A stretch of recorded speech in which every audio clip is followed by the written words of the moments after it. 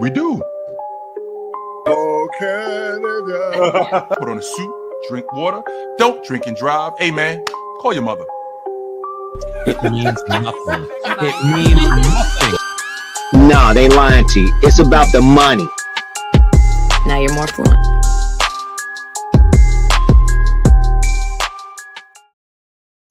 Now you're more fluent. But more importantly,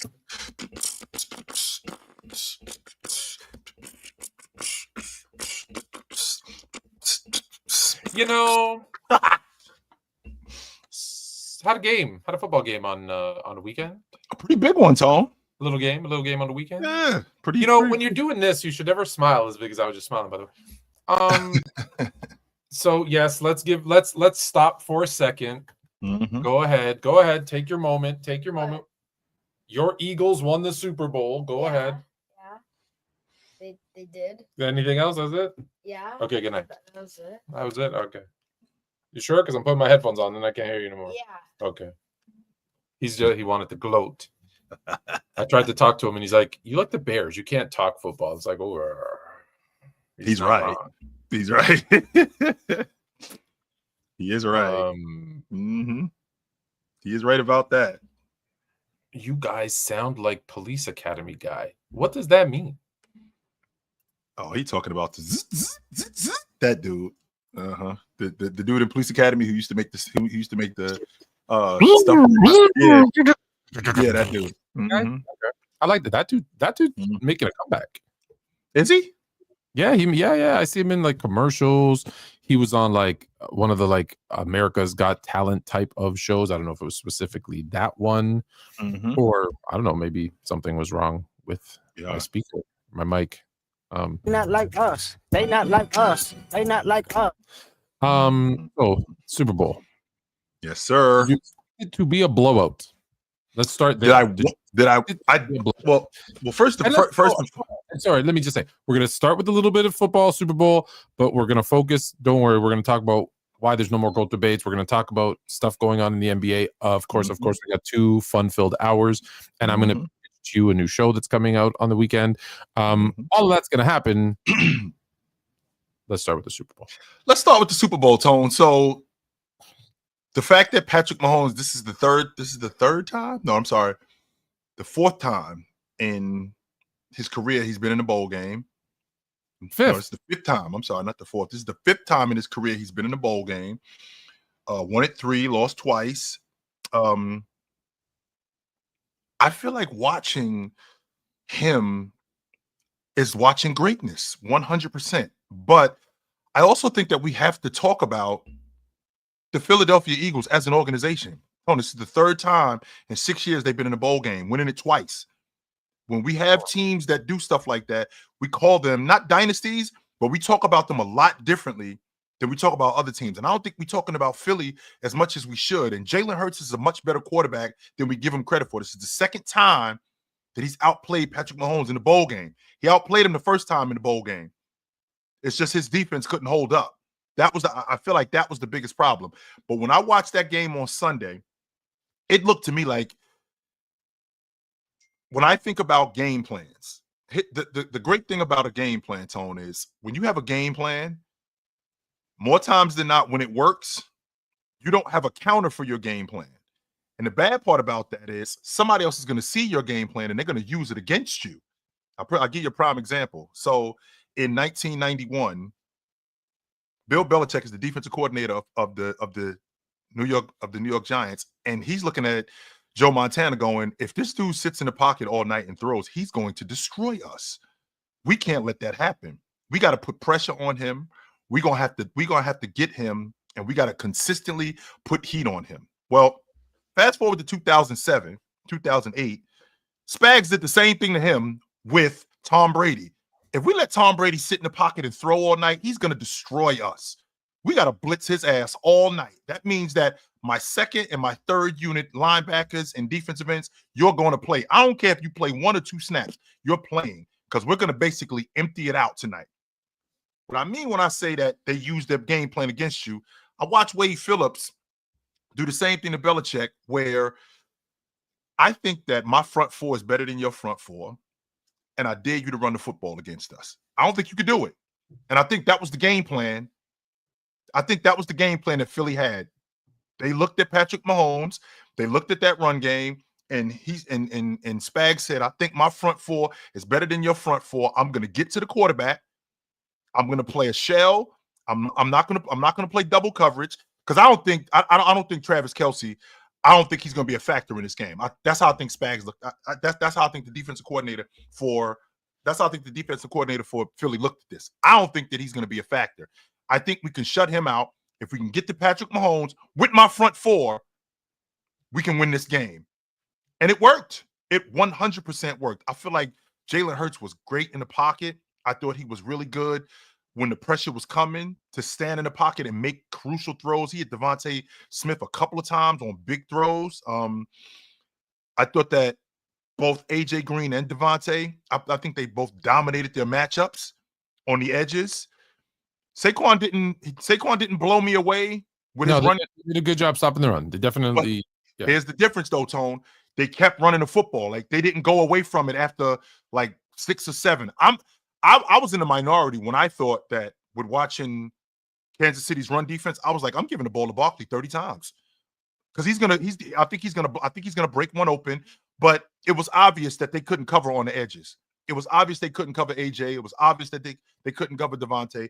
And Jalen was so poised in the pocket and standing in the pocket and making throws. He was just so much better than what they had. And they were just a better team in Kansas City. No doubt about that.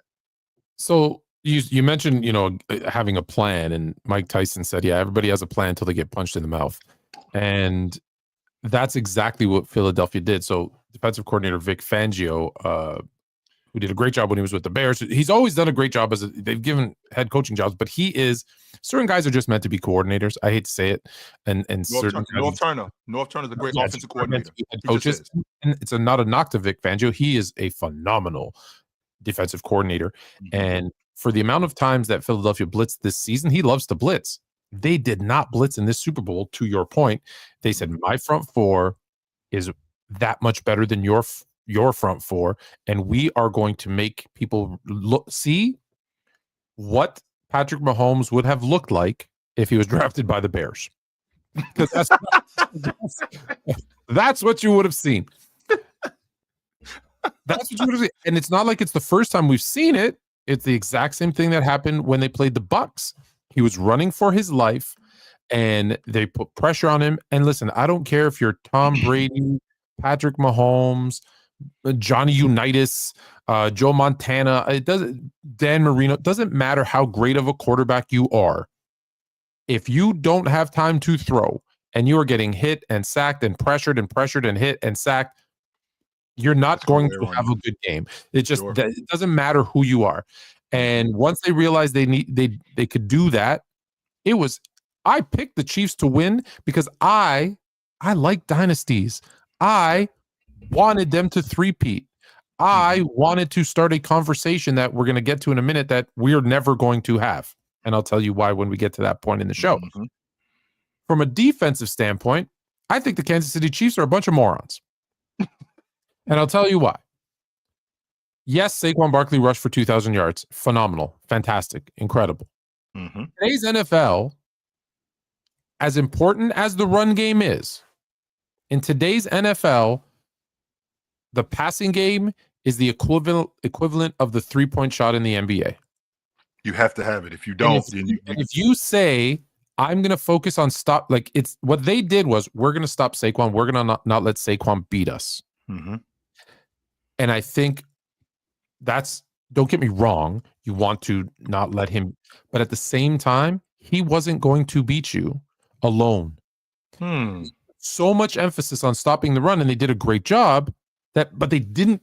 I'd rather them have given up 150 yards to Saquon and stop some of the passing game, because they were killing them in the passing game because That's what I was about to ask you, Tone. So it sounded like your logic is they put all their eggs in stopping Saquon. That was it. And they were like, let's see if Jalen Hurts can beat us. Well, we've seen Jalen Hurts. He has become a very good quarterback who can also run, but also he can throw. And oh, by the way, he's got some pretty damn good receivers out there too. Mm-hmm. So it'd be like the equivalent of an NBA team saying, we're not going to let them beat us in the mid-range because they're the best mid-range shooting team in the league. Yep. And then they go out and jack 63s on you and you lose anyways. Yep. No, I that's the part that I think they made a mistake in the game plan. Mm-hmm. Offensively, I don't know what they could have done. Just to be honest, I don't know what they could have done. Could they have tried to run the ball a little bit more? You mean Maybe. Kansas City? Kansas City, just but they were, once they got down. Mm-hmm. But at the beginning, could they have run the ball more? Maybe. Could they have had some more, quick passing plays to get Patrick Mahomes into a rhythm? Knowing that this team, now they didn't, but knowing this team blitzes so much, you would think right away would be, hey, let's get some quick hits. Let's get the ball out, right, to Kelsey, to Kareem Hunt in space, to Pacheco, right? Let's get them going. And it seemed like right from the jump, they were like, nah. And this Philly team played them perfectly. And the score is not indicative of how bad they got beat. Yep. The score is. Yeah, don't let that 20 points fool you. It was way worse than that. It was way worse. Gold. Yeah, that game was way worse than that. That game was really 60-7. Yes, it was way worse than that. It was 40-22. It was 60-7. Patrick Mahomes, Tone, he's always from when I first started watching him, he's always been good at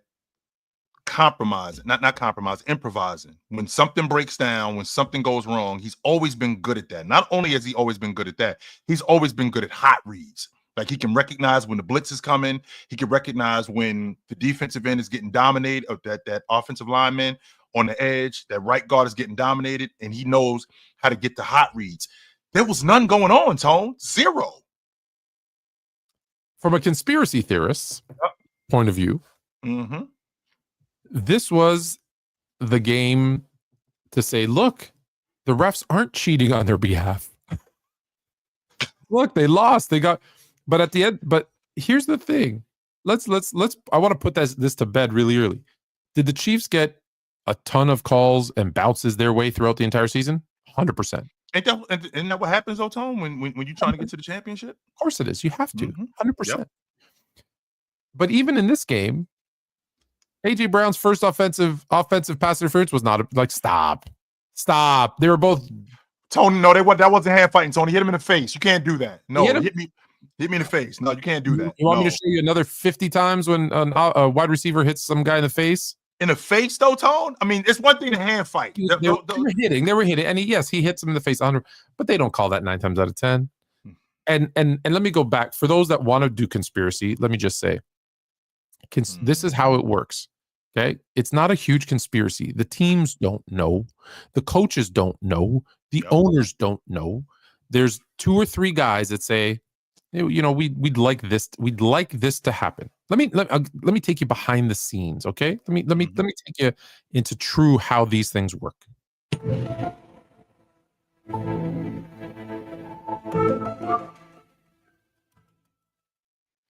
How it works is, if we can determine the outcome of the game with a call here or there, we would like to see the Kansas City Chiefs three-peat.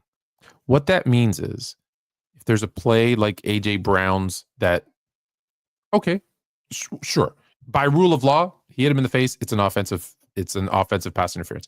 Sure. Happened to be on a 4th and 2. Happened to be a 30-yard gain that would have put them, I think, inside the 15-yard line. Let's call that one.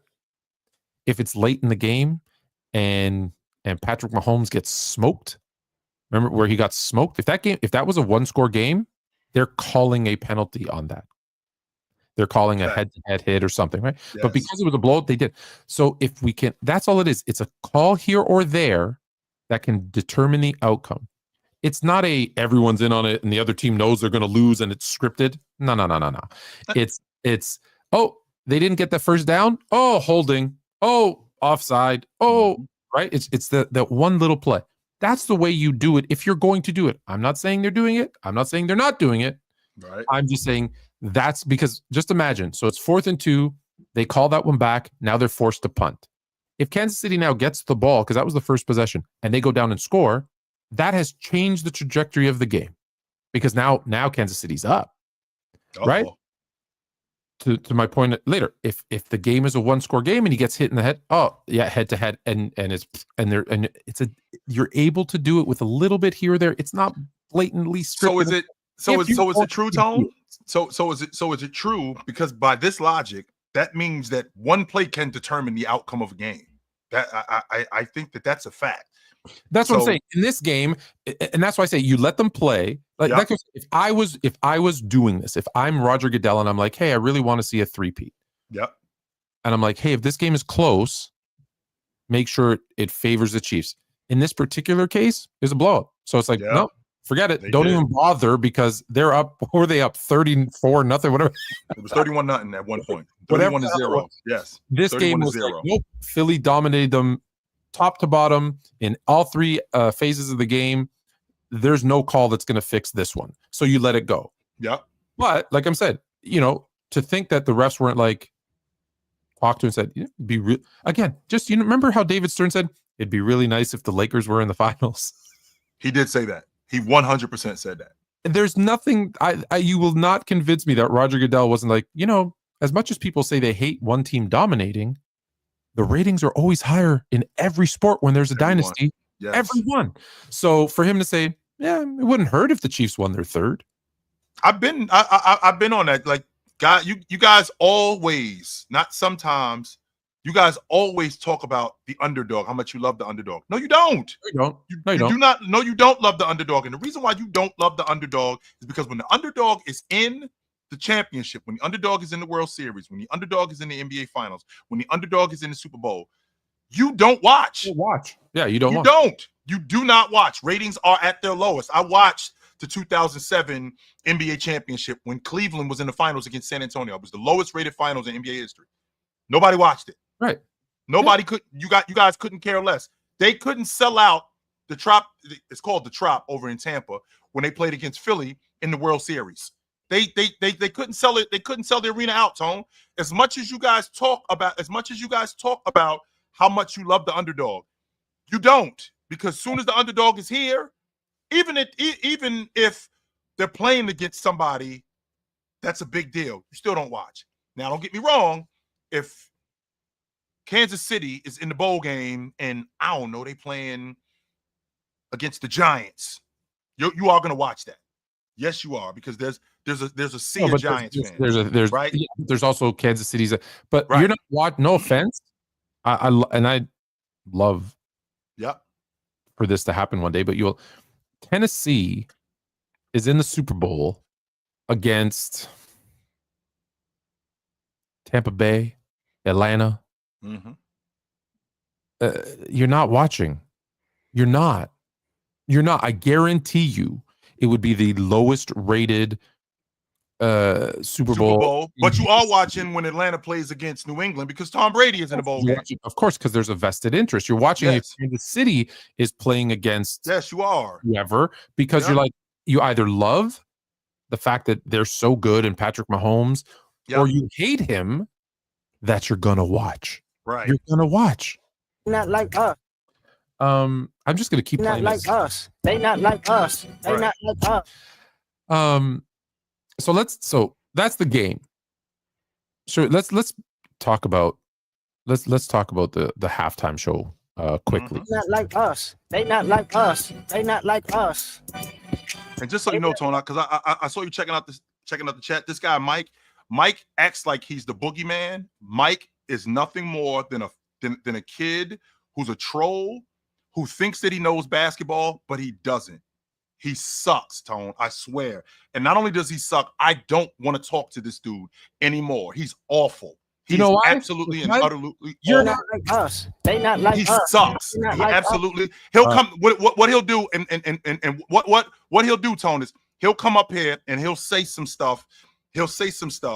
And he'll make it sound good when in reality he's got ABC 1, 2, 3 you and me logic. Mike, go somewhere else. You're nothing more than a clout chaser. You suck at what you do. You are awful. Get out of my chat. Go somewhere else and go find somebody else to play with. We're working over here. We're not going anywhere. You are. Beat it, Goofy. And I mean that. Go somewhere else. Get out of here. Go somewhere else. Me and my man Tone are working over here. Go somewhere else. Go play with those kids that you play with. Go do something else. You suck. You are awful. Go somewhere else.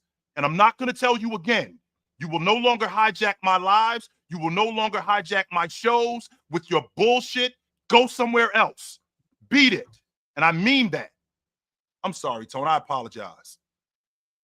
That's okay. Take it. I needed to do something anyways. Because I'm sick of this guy. I'm sick of him, man. I am. I'm sick of this guy. He runs around like he's the boogeyman of the internet. Like I'm just exposing this and I'm exposing that. He sucks. He absolutely sucks. Speaking of exposing, there's a really good article coming out. There is a very, very good article coming out. And it's interesting because, you know, people send me their articles and I post them on Sports Fluent. I haven't done it a lot lately, but there's the one that came out about LeBron James, purposely losing to the Mavs so that Wade wouldn't be leave him. I'm trying to work, man. And I swear. Leave him. You're doing what he wants. You're doing what he wants. You're letting him fucking asshole be a part of the show. So the one about LeBron in the finals, so they wouldn't win the MVP. He wrote the article on what if there was a PED scandal in the NBA. All those ones that you were, what's his name being his dad? It's the dude from the Knicks. I'm forgetting the name. Brunson? No, being LeBron's dad from the Knicks. Yeah, the dude from the Knicks. I don't know what you're talking about, Tom. Bernard King.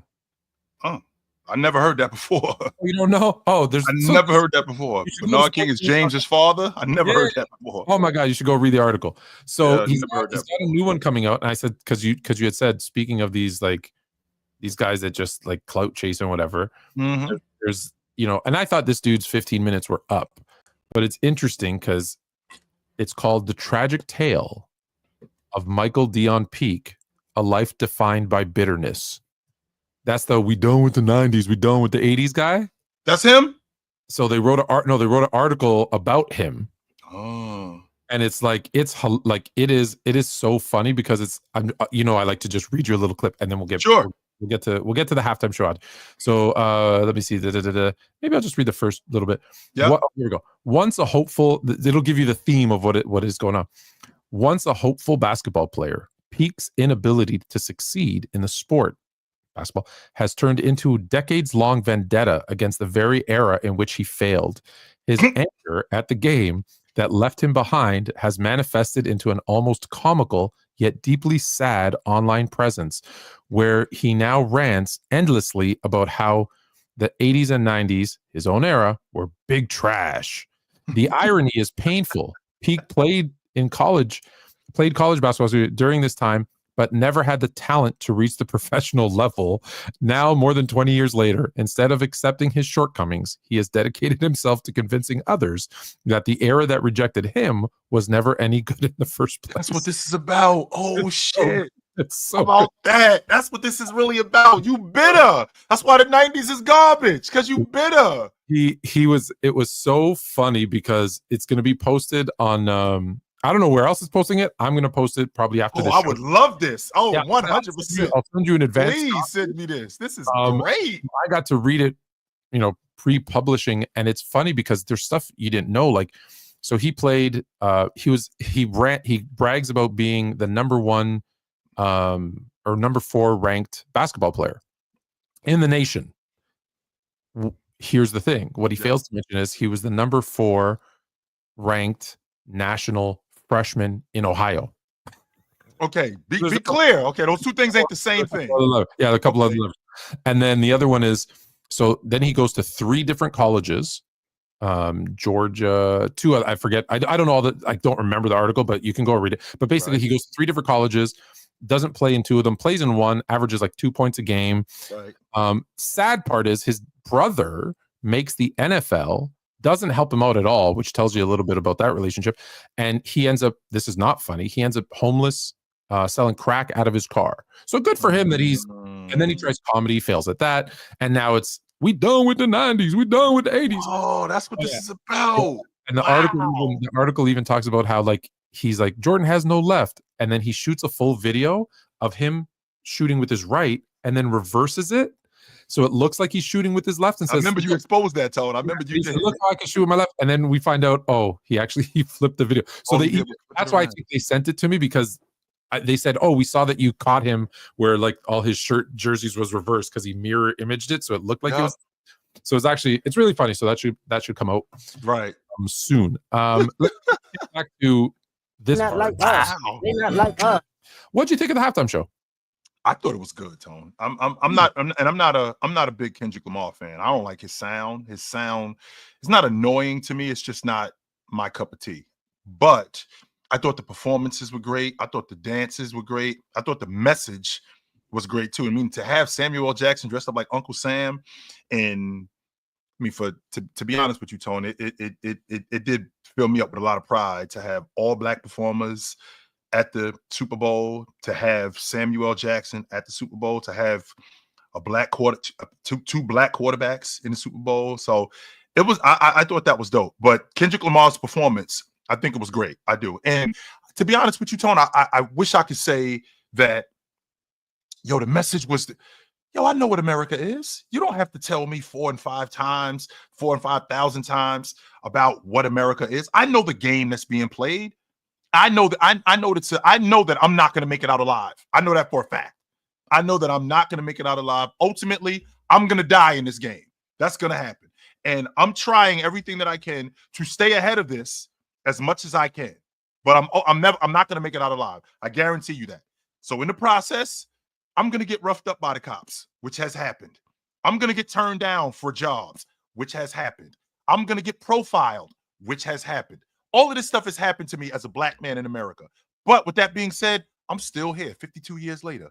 I'm still thriving. I still managed in my current situation. I still managed to graduate from college. I still managed to see the world. I still managed to do a whole bunch of things that people who I grew up with weren't able to do. So as much as I can appreciate the message, that Kendrick Lamar is sending, which he did send a pretty powerful message, I know for a fact, because I'm living proof of what the American dream is, coming from where I came from, that, you don't have to be a victim of your circumstance. You can do something with yourself. You can. From the message standpoint, that's why I left it up to you, because you can also see where there was a bunch of people who did not like it because of the message, because they're like, that's not the platform for this, that blah, blah, blah. So I let you talk about it because I think you're right. I think it was needed. It was timely. It was fine. From a performance, so I'm strictly speaking from a performance standpoint, I like Kendrick. You heard my son last week tell you he prefers Kendrick over Drake, and we're in Canada. Okay, he likes Kendrick. Yep. As far as a Super Bowl halftime show, it wasn't entertaining. Was there a good message? Yes. Was there some good music if you like Kendrick, which we do? Yes. I feel like we've gotten too stagnant with the Super Bowl shows. I feel like once upon a time we had Michael Jackson, Prince. Yes. Even if you look at Beyonce, Lady Gaga, like their performances were huge. Like they were spectacles. And I feel like what has happened is even last year where we had Snoop and Dre and Eminem, and we had a bunch of Mary J. Blige, like it was about the performance. More than it was about the message, sure. More than it was about the message. And so do you need the message every once in a while? 100%. So I actually love Samuel Jackson as Uncle Sam too, by the way. When I saw him come out, that was actually the highlight for me too. I was like, yeah, let's go. I'm surprised he didn't say maybe maybe it's me, Tone, but I don't think he probably did, but I wouldn't be surprised if he took $1 for that. Oh, knowing him, just to be able to go, yes, you want me to dress up as Uncle Sam and perform at halftime of the Super Bowl? 100%. I'll do that for free. Yes, I will. And you know the type of guy that I am. So from the petty perspective, I love this because that was a huge petty performance. That was a FU Drake.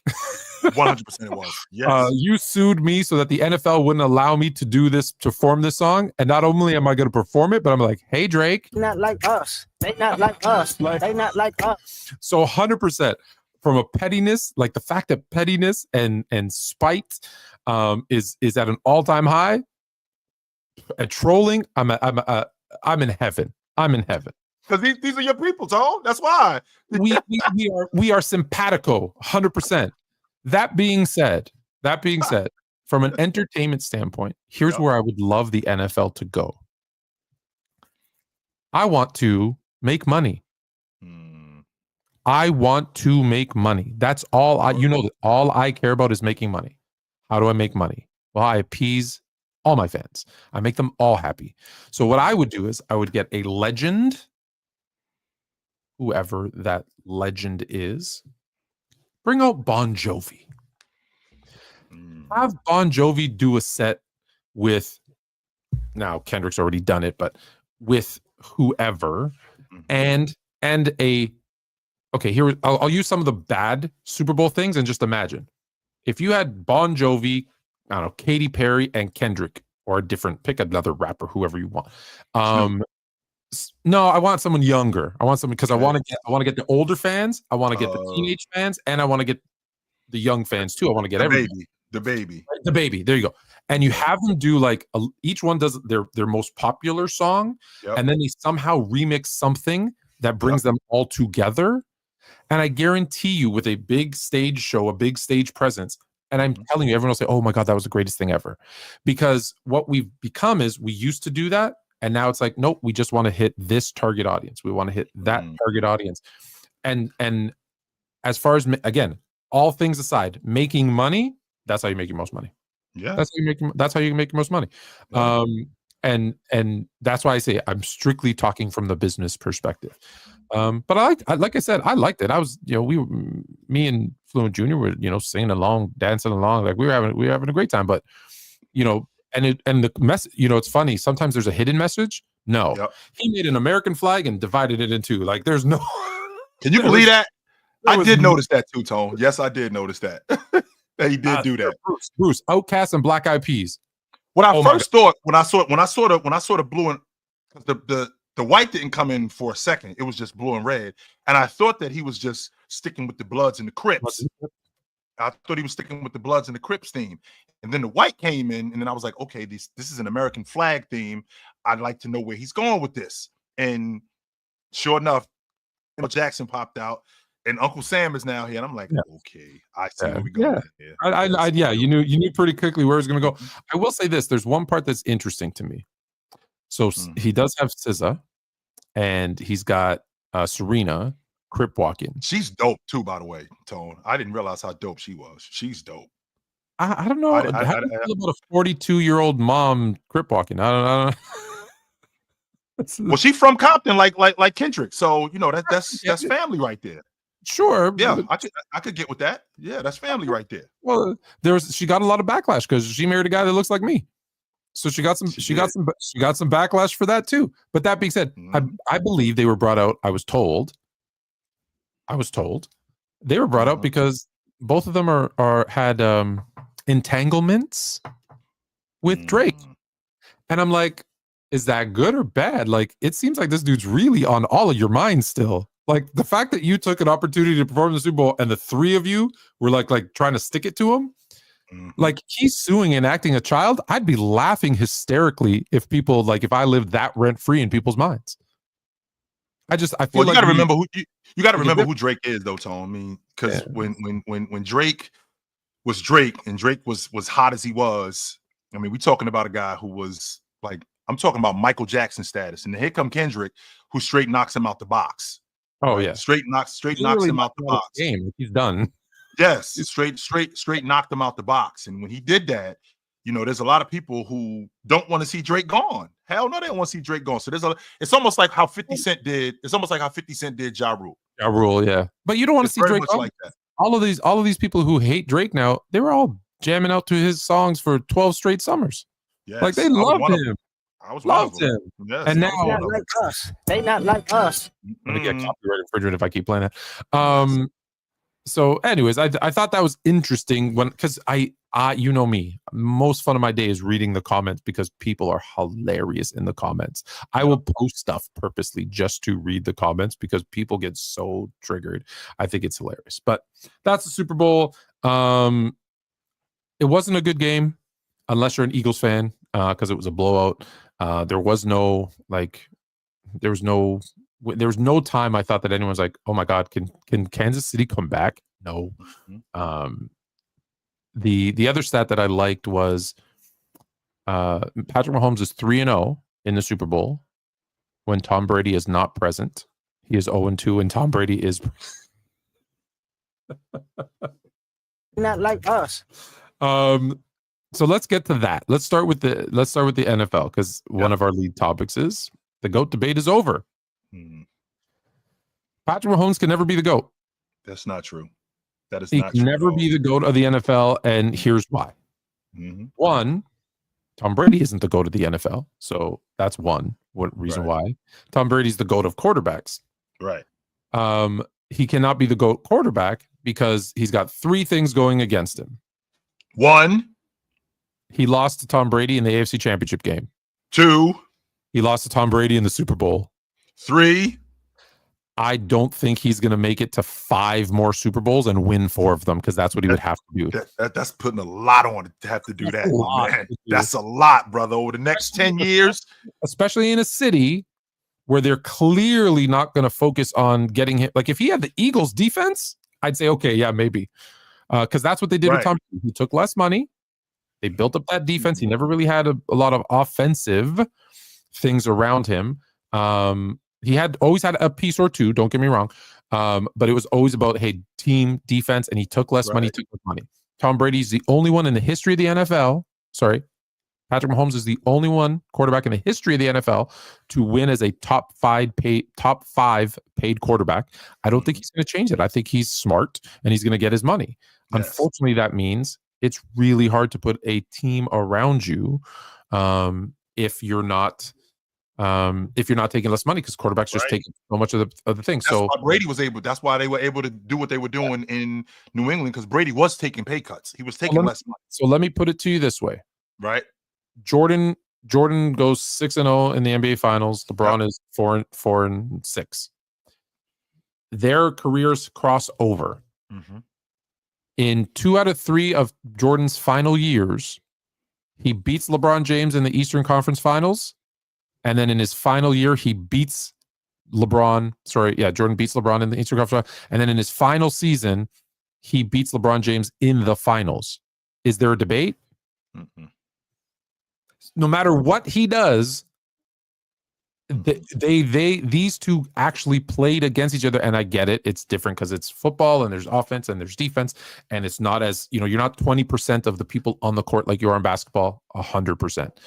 But if it's going to be really difficult unless he breaks every single passing record, touchdown record, all of those things, and wins 5. Like he needs to win, even if he doesn't win 7.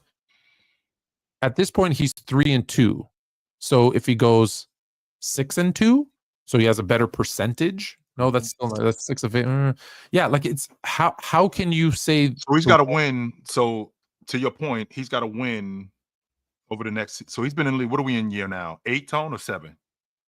I think we're in year 8. He's been to the bowl game, or he's been to the bowl game or the AFC Championship in the last 7 years. Yeah, I think it's year 7, but he didn't play one year. He didn't play that first year. So I think we're in year 8 because he sat behind Alex Smith that one year. So with that being said, if I could get another, let's say, 7 more years of Patrick Mahomes playing at an MVP level, if I could get another 7 more years of 4,500 yards, 35 touchdowns, and when he's done, he's in the top 5 all time in yards. He's in the top 3 all time in touchdowns. Now this stuff matters. See, when we're talking about the GOAT debate, right? When we're talking about the GOAT debate, Tone, you know my criteria. winning isn't as high, but winning does matter. Of course. What winning 100% matters. And when I look at Patrick Mahomes, my first question is what would Patrick Mahomes look like on that Denver Broncos team in 1987 instead of John Elway? What does he look like? I think Patrick Mahomes would be fantastic in that era when you could actually hit the quarterback and play football. He could play in that era. Did you dominate? I mean, how many league MVPs does Patrick Mahomes have? How many 4,000 yard seasons does Patrick Mahomes have? He's got great ones. He's got numerous ones. How much did he win? Well, Patrick Mahomes has a 7-year stretch. A 7-year stretch where he was either in the bowl game or in the conference championship game. After that, okay, how transcendent is Patrick Mahomes' game as a quarterback? Who's mimicking Patrick Mahomes as a quarterback? Who is taking what he does and implementing that in his game? And then lastly, how impactful was Patrick Mahomes on society? Like, how big of a deal was he when it comes to society? I think he's halfway through an illustrious career. Even if they won yesterday, I still couldn't stamp him as the GOAT because that's only one thing on the list of, because it's not just about being the only quarterback in Super Bowl history. Let's be very clear. The only team in Super Bowl history to three-peat, because NFL history, it would matter. It 100% would matter. It would definitely boost him. Three-peating is a big deal. Yep. It is. People don't give it enough credit. There are greats in every sport that couldn't even repeat. Tim Duncan, for example, who won 5 NBA championships, went to 6 finals, 50-win seasons every single year, never had less than 50 wins, never was able to repeat. And then to three-peat is even harder. Just think about the fact that in NFL, no one's three-peated. In the NBA, you had a three-peat in the 50s. Okay. You had an 8-peat in the 60s when, let's be fair, there was 8 to 10 teams and you only had to win one round to make it to the final. And since then, since the NBA ABA merger, we've had the Bulls, the Lakers, well, the Bulls twice, the Lakers. That's it. And that's it. That's it. It is a super. So yes, repeating would have, I think, catapulted him. But let me just give you an example right now.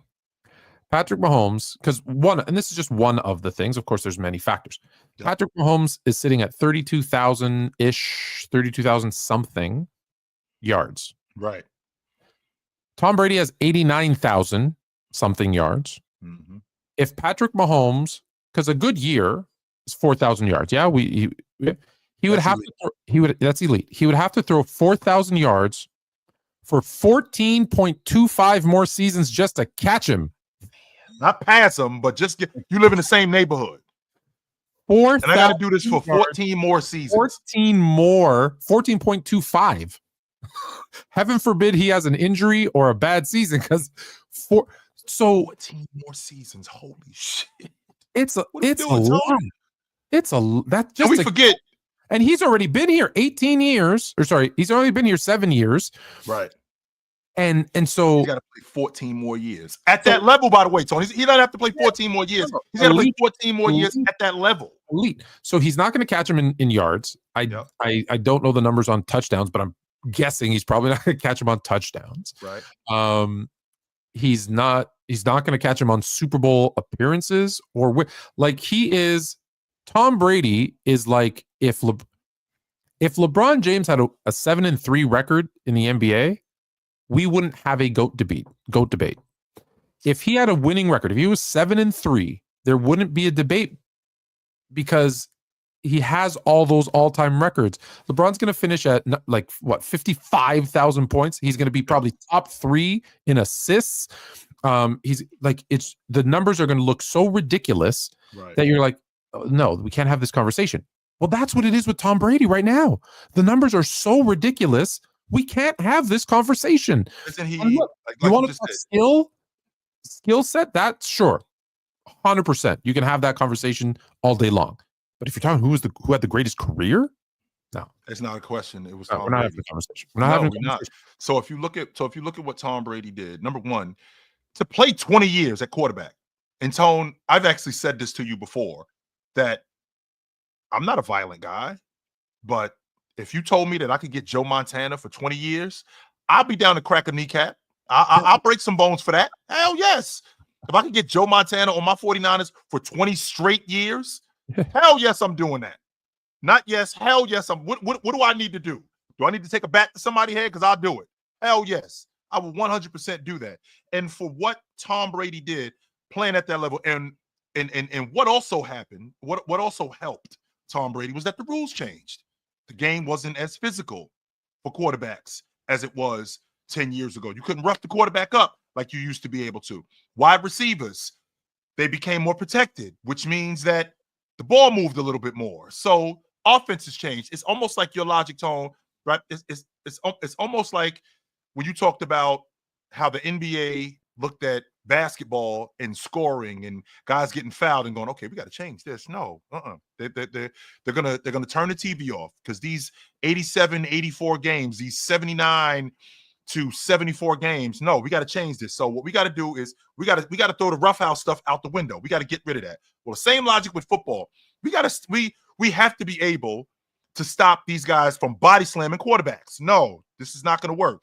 We have to be able to stop these guys from blindsiding wide receivers and them getting carried off the field on stretches. No, we got to stop that. We have to make the game more entertaining. And what makes the game more entertaining? Offense. People love to see the score getting ran up. So that benefited Tom Brady. So over the next, let's see, Patrick Mahomes has been in the league 7 years. Over the next, let's say, 7 to 10 more years, are the rules going to change? Is the game going to change more to benefit Patrick Mahomes? Because remember, Tone, we're talking about a time, not just when Patrick Mahomes was playing. You just mentioned 4,000 yards. I mean, John Elway was throwing for 3,600 yards, and that was slinging it, Tone.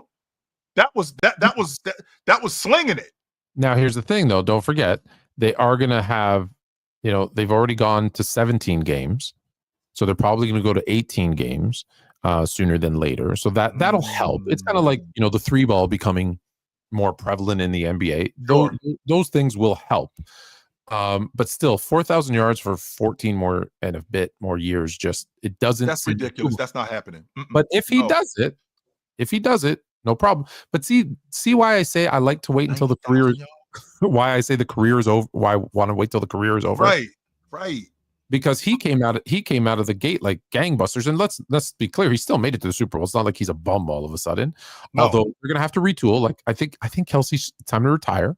I think time for Kelsey. I think it's over for him too. He's 35 years old. Noah Gray looks like he's ready to step in and take over. Mm-hmm. So I think he's gonna go through some changes. I think Chris Jones is done. He's very emotional. He cries a lot. I'm worried. Big baby. But plays phenomenal. But he's awesome. Yes, he is. I think it's tough. It's gonna be tough for a team that pays that much money to a quarterback. Like I said, the fact that it's only happened once in NFL history tells you kind of all you need to know.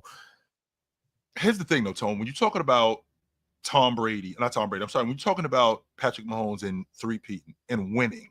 So now the fact that and again, I don't think that he's out of the GOAT debate.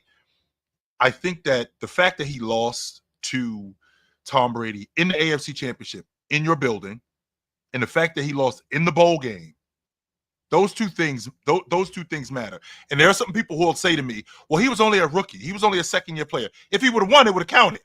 Right. In fact, that's one of the first things that you would bring up. That's number one. Number two, the fact that, 3-2 in the bowl game? Tone, Joe Montana is 4-0 in the bowl game with 0 interceptions. None. 4-0 in the bowl game. If you want to talk about winning, right? If you want to talk about just strictly winning, Joe Montana went to the bowl game and won 4 of them with 0 interceptions, and he's undefeated in the bowl game. That stuff matters when you want to talk about winning. Of course it does. 100% it matters when you it want matters, to talk about but like I say, it matters. But like I said earlier, in the NFL, the head-to-head matchup of quarterbacks matters less than basketball because, like you said, you're not going technically directly against that QB. You're going against their defense, and they're going against your defense, and that matters. But Josh Allen is forever going to be considered this, second fiddle to Patrick Mahomes because although he doesn't face Patrick Mahomes one-on-one, well, he beats him in the regular season, but he's 0-4 against him in the playoffs. 0-4. It's going to be held against him. And only fans of, Josh Allen or Patrick Mahomes will say, well, Josh Allen will say, well, that doesn't count. It doesn't count because, it was the defense. It was at the end of the day, it matters. Like I said, to a lesser extent than basketball, but it does matter. So we'll do. Yeah, go ahead. Well, I was about to ask you this, Tone. Doesn't it matter that when you, as a quarterback, what you do against my defense and it's not you against me. It's me against your defense and you against my defense. And I think that when I perform, all things thrown out the window, all things are equal. To watch Tom Brady go into Kansas City on 3 3rd and 10s, 3 of them, Tone, not 1 3rd and 10, not 2 of them, but 3 3rd and 10s, and to move the football, I think that's a big deal for me, huge deal for me. Listen, as much as they probably deserved it, they didn't give the Super Bowl MVP to the Eagles defense. They gave it to Jalen Hurts. Yes, they did. So hey, if the quarterbacks are going to get paid the most, they're going to get the most blame for losses, and that's part of it. And the most acclaim for winning. We've got Teddy Hartz. Thank you, Teddy, for the super chat. Am I the only one that thinks the Raptors 3 Diet Pippen variants, Barnes, Barrett, and Ingram, will be sneaky dangerous next year? Oh, I wish I would have read it before I posted this. Because that's one of the topics we're going to talk about. So let's dive into it. Let's do that. Let's transition. Sure. Brandon Ingram gets traded to the Raptors. A little birdie told me they were going after Zion, so I guess they knew that they were talking to the Pelicans. Wrong about which player. So they end up getting Brandon Ingram. What I found out afterwards, though, I saw a cool interview. Zion, Ingram, and I forget who the third person was sitting in the chair. All Pelicans players were having a conversation, and they asked them, what city is your favorite, like to be in, to play in, to whatever? And the first thing out of Ingram's mouth was Toronto. And I think that played a role because it's tough to get big name free agents in Toronto because it's still considered it is a different country for now. Canada's not going to be the 51st state. It's not. No. We're going to be 51 through 60. We need 10 for each province. And so the fact that he wanted like openly said, yeah, I would love to be there. I'd love to play there. It's a great city, great food, blah, blah, blah, all things that are true. I think that was part of it. They were like, oh, we have an opportunity to get a guy who actually likes it here. Yep. We also get a guy who can score because let's be honest, there ain't anybody on the Raptors that can score consistently, and they go through these droughts. Mm-hmm. And they're a team that has a guy in, since the first name there is Barnes, who can do a little bit of everything, right? He's a good facilitator. He's a good defender. He's inside of the 3. He's a good shooter. He's not good at all from the 3, but because he's good, he does a little bit of everything well. People think he's great. He's not. He's good. He's good. He can't be your number 1. And there are stretches where the Raptors offense just goes stagnant, and that's where they lose their games. So to get in a guy who can like sleepwalk through a game and score 20, that's a big get for them. To sign him to 3 years, 120 sounds like a lot of money, but $40 million a year in this economy of NBA economy, it's actually a pretty good deal. And on 3 years, that's it. Yeah. And yeah, so you're not into a long-term contract. Mm-hmm. How old is Ingram now? I don't think he's hit 30 yet. 29. Okay. So, so you're getting what should be his prime years at $40 million, which isn't a max deal. I think he's happy because he knows, there's been some injuries and some other stuff. The Raptors are happy because now they get a guy who should, in this offense, put up 20 some odd kind of points, 25, 27, whatever. So right. I think it's a win-win. I'm definitely concerned with what's going to happen defensively because you're going to have these 3 guys on the court at the same time. Well, Scotty Barnes is a damn good defender. I said he's a good defender. He's a good defender. Scotty Barnes is a damn good defender. I actually, you know how I feel about RJ. Tries really hard, but Ingram's not a very good defender. No, I don't think he is. But I think that you got guys to protect him, and I think that he makes up for it for bucket getting. I I think Scotty Barnes can be one of their better playmakers. I thought it was going to be Zion. And the reason why I thought it was going to be Zion, because I saw Zion last year playing the one in New Orleans, and they were really good when he was playing the one. So I was thinking, and I think I said this to you last, I said this to you not too long ago, Tone, about what the trade could be like. But if you're going to stick with Barnes, RJ, and Ingram, okay, so the NBA that we live in today, where Ingram can play the 4 because Jason Tatum plays the 4, and Kevin Durant plays the 4. The days of AC Green and Malone and Barkley and Weber, those days are over in terms of the bruising 4-man. No, you could play the 4 and be a stretch 4 and be effective. So I don't think that this team is. I don't think that they're bad. I think that the health is going to be one of the biggest problems because, again, Scotty Barnes has a tendency to be in and out of the lineup. Brandon Ingram, he's got a toe issue that's only getting worse. Last year, he was in and out of the lineup. This season, I don't think he's played half the season. He's been out of the lineup for more than half the season. He was able, when they made this trade, I mean, obviously he passed. Did he pass the physical? I don't know if he passed the physical because we've seen teams. He ain't Mark Williams, but we'll get to that in a minute. We've seen teams take on guys who didn't pass physicals. But from a health, no problem, just chop it off. I don't know if I can play with 4 toes, Tone. That's gonna be tough. You can. From a little thing to keep your balance, you're fine. babies. From a talent standpoint, I still think that they need to show up that 5 spot. That's why I didn't like that they didn't move up in the draft to get Zach Edey, because I thought Zach Edey was perfect. Yeah, Mrs. Fluent and I actually had an in-depth conversation about this. Me and you both. I told you how great he was, and you were like, the Raptors could use him, and I was like, oh, I didn't even think of that. That makes total sense. Yes, but we actually convinced Mr. Fluent over here that Zach Edey would actually be really good. But I mean, I feel like RJ Barrett is becoming not an elite player, but I feel like he's becoming what they need. I think he's another good player. Yes, and so what they've set up is they have 3 in Barrett Barnes and BBI. It's like BBD. BBI. They have 3 good players. Yes. One will be, his strength is probably that he can probably run the point and be a very good facilitator in Barnes. Mm-hmm. Barrett and Ingram can probably be your scorers. And what they need now is toughness, rebounding and defense, right? Well, what do I always tell you? The great teams are built around a couple of scorers, typically a superstar and then a secondary scorer. So you don't have that, but you have 2 guys in Barrett and Ingram that can score. Barnes can also score. He needs to figure out how to shoot a 3. You can't shoot under 30% in today's NBA. And be an elite wing. You can't do it. No. You can't. But so they need to shore up the 5, which will give them some toughness, some shot blocking stuff. So I don't know where they're going to get that from. And then they're okay. And then their role players, because their role players aren't bad. Like they did some weird moves, like getting rid of Davion Mitchell was weird to me. Bringing in PJ Tucker and then cutting him was weird. Bringing in James, I get it, but then keep Davion. I really like Davion Mitchell personally. I do. Yeah, I like.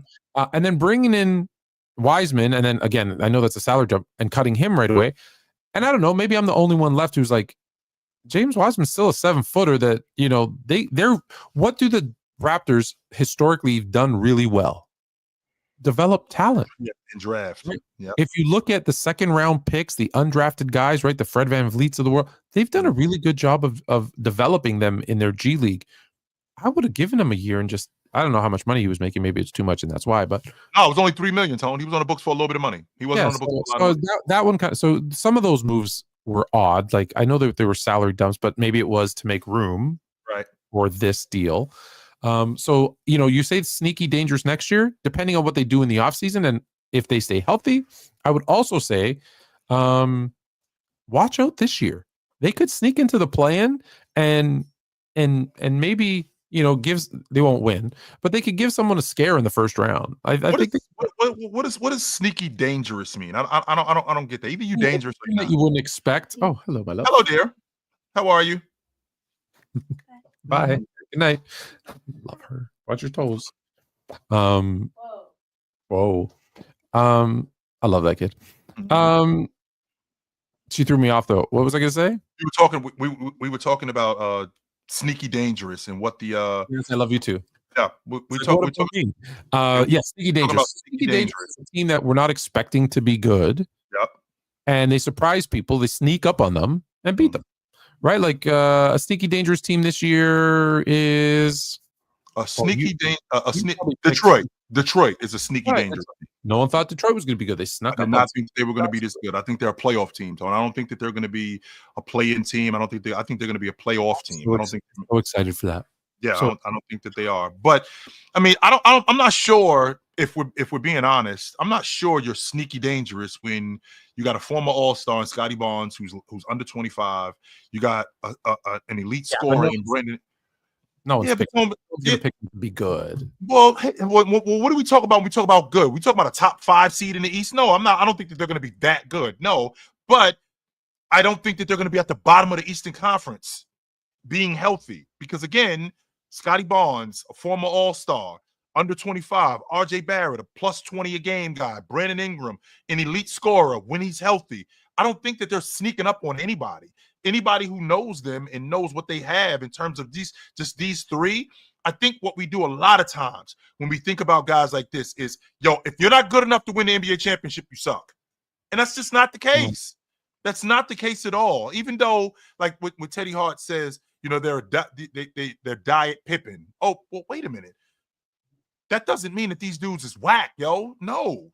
And I wouldn't even classify them as diet Scottie Pippens. No. I wouldn't classify them as that at all. What I would classify them as good players. I think Scotty Barnes, because I was told that I have to watch more bad teams this season, and I did that, and I was watching more Scotty Barnes, and I'm really not into him that much. He's a little bit robotic for me, but he does a lot of good things on the floor. RJ Barrett, great transition player, big-time fan of his. Brandon Ingram, one of the best one-on-one players in today's game when he's healthy. When you got these three guys together, and that coach up in Toronto, he can coach, Tone. Darko. Yeah, and Darko was brought in to develop young guys. So yes, Darko can coach, Tone. Darko knows the game. I like his rotations.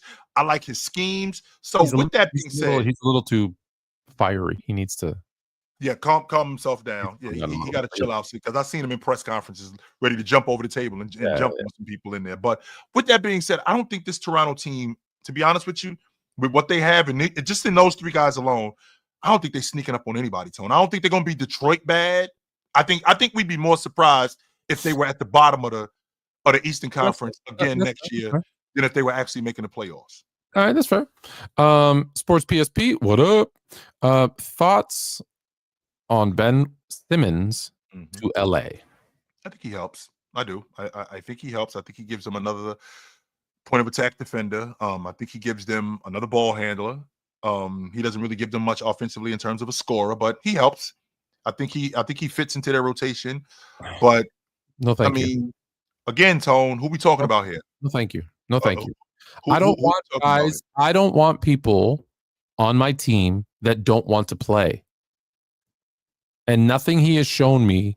He wants to collect a paycheck. He doesn't want to play basketball. So no, thank you.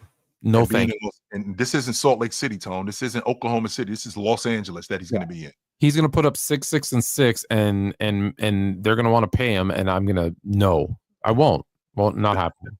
Won't let it happen. Go back to Buffalo. Don't forget, Toronto will probably have a top 5 pick too. That's if they're smart, they'll they'll. Well, where are they gonna get a top 5 pick from? Did they because they traded it or no? They have theirs. Right, but Tone, we saw the if I'm not mistaken, the Detroit Pistons last year lost 28 straight games. They barely got a top 5 pick. So just because you're in the lottery does not mean that you're gonna get a top 5 pick. That's true too. Well, let's hope that Silver says let's help. Bunch up the lottery envelopes. Canada, let's go Canada. Exactly. And this one, I want to just quickly because I see what your issue is with the guy who doesn't know how to turn his caps off. Okay. Why do you have to win 7 rings? Jordan only won 6. Because, knucklehead, what I said was if LeBron was 7-3, there wouldn't be a debate. So he doesn't have to win. I said if he won 7, there wouldn't be a debate because he has all the stuff because that's what Tom Brady has. Now you're more fluent. All right. Enough of that nonsense. I have. Holmes' logic isn't only based on championships. That's Yeah, why. I said all the stats. Like I literally said, based on That's- what did I that's just why. do? Yeah, sorry. Where are we? Here we go. Oh, okay, there we go. Yeah, I said because of all the stats, et cetera, et cetera. So in the news, Shut your damn mouth. Mhm. when I was with the Thunder, it wasn't KD. It wasn't Russ. It wasn't James. I was the one leading Kendrick Perkins. This comment is by far the craziest shit I've seen this week. This week, I'd say more than this week. Kevin Durant. So Perk was the leader of the OKC. Well, wait a minute, Tone. First of all, can we classify what exactly leading means? Like, what exactly are you leading? You Maybe he leading might the have charge? the biggest mouth. I mean, I'm trying to make sense in understanding what leading means. I mean, are you leading as a vet? Because PJ Tucker is a damn good vet, and he's a damn good leader. Haslam is a damn good leader, right? And you show how to be a professional. Sure, I can get with that part, but what exactly are you doing in terms of a leader? You keeping these guys motivated? You keeping these guys level-headed? Are you showing them by your game that this is how you do it? I mean, as not a rotation guy, I'm sorry. As one of the bigs on the crew, I mean, you didn't really produce much in terms of buckets or rebounds. I think he averaged 5 points and 3 rebounds. I mean, he was more of an energy guy, and it worked. You know, 100% it worked. But with that being said, I mean, we all saw, even though the best player does not have to be the leader. I don't think Allen Iverson was the leader on that Philly team. I don't. But with that being said, what exactly, on what level were you the leader on that crew? That's what I need to understand. Listen, if Perk was the leader on OKC, Curry was the leader in Golden State. When has Kevin Durant just never been a leader? I guess that's all I can say about that. Speaking of guys who weren't leaders that thought they were, Kenny the Jet Smith, who said he was the leader of the Rockets, Shaq and Chuck made their all-star selections. I'd like to. We didn't do this already, right? No, we didn't, right? No, I didn't. All right. Oh, excellent. Let's recap. Chuck has Giannis, who's out, replaced by Trae Young. That makes no sense it makes sense because Trae Young should have been an all-star, but it doesn't make sense. Giannis for Shaq. Right. SGA, Jokic, Donovan Mitchell, Sengun, Siakam, Kat, and Wemby. Yep. Team I led the Rockets. Kenny Smith, the Jet by game, not by name, has Brunson, Cade, Ant, Garland, Hero, Jaren Jackson Jr., Mobley, and Jalen Williams. Yep. I believe the weakest team. Shaquille O'Neal has Jalen Brown, Old head crew. old head crew. Steph Curry, Anthony Davis, who is out and replaced by Kyrie Irving. Also makes no sense, the center for point guard, but whatever. Kevin Durant, James Harden, who should not be an all-star, LeBron James, Damian Lillard, and Jason Tatum. How do you feel about these teams? Well, it was obvious what Kenny Smith was going for. Kenny Smith was going youth. Yes. He was going youth, and looking at his crew, he thinks that he can just fly up and down the court, because that's what ended up happening when his Rockets played against Orlando. Problem is that they ended up folding up as time went on. The youngsters, like when they ran into those quote unquote old heads, which is ultimately what would happen with Shaq's crew. With Shaq's crew, with the old heads that he has, they'll ultimately outlast Kenny's team. Now Chuck's team, on the other hand, the fact that, if I'm not mistaken, Trae Young is gonna replace Giannis. So with Trae Young replacing Giannis, But I think he was going international. right? Kenny Smith was going youth, and Shaq was going Yes, established. Let's not call him old. Established. I don't hate Chuck's team. I actually like Chuck's team if Giannis was available. Now the fact that Giannis isn't available, and now I got Luka. No, not Luka. I'm sorry. Now I got Shea, and that's the only other. Trey. Yeah, Shea and Trey. We call them Ashtray. Yeah. Right. I got Shea and Trey. Well, games to 40, I mean, those buckets can add up real quick, real quick. When you got a guy that, because we're gonna need you to get stops. That's what we're gonna need you to do. We're gonna need you to get stops here, and Trey's gonna be the odd man out. So that I feel like that's gonna be a I don't problem. know. I think you're gonna see Jokic and SGA, where Jokic is actually the setup man for SGA and Mitchell, and to a lesser extent Cat, because those guys are gonna be shooting. And then when he comes off, you're gonna have baby Jokic and Sengun come in, and he's gonna be the facilitator for Trey, Pascal and Victor. I think they're in good shape. They're in good shape. They're gonna have two good lineups. I just like Shaq's old head lineup, because with those old heads, I think they outlast Kenny's team. See, here's the thing though, it's an all-star game, and I think Steph has been in like 100 of them.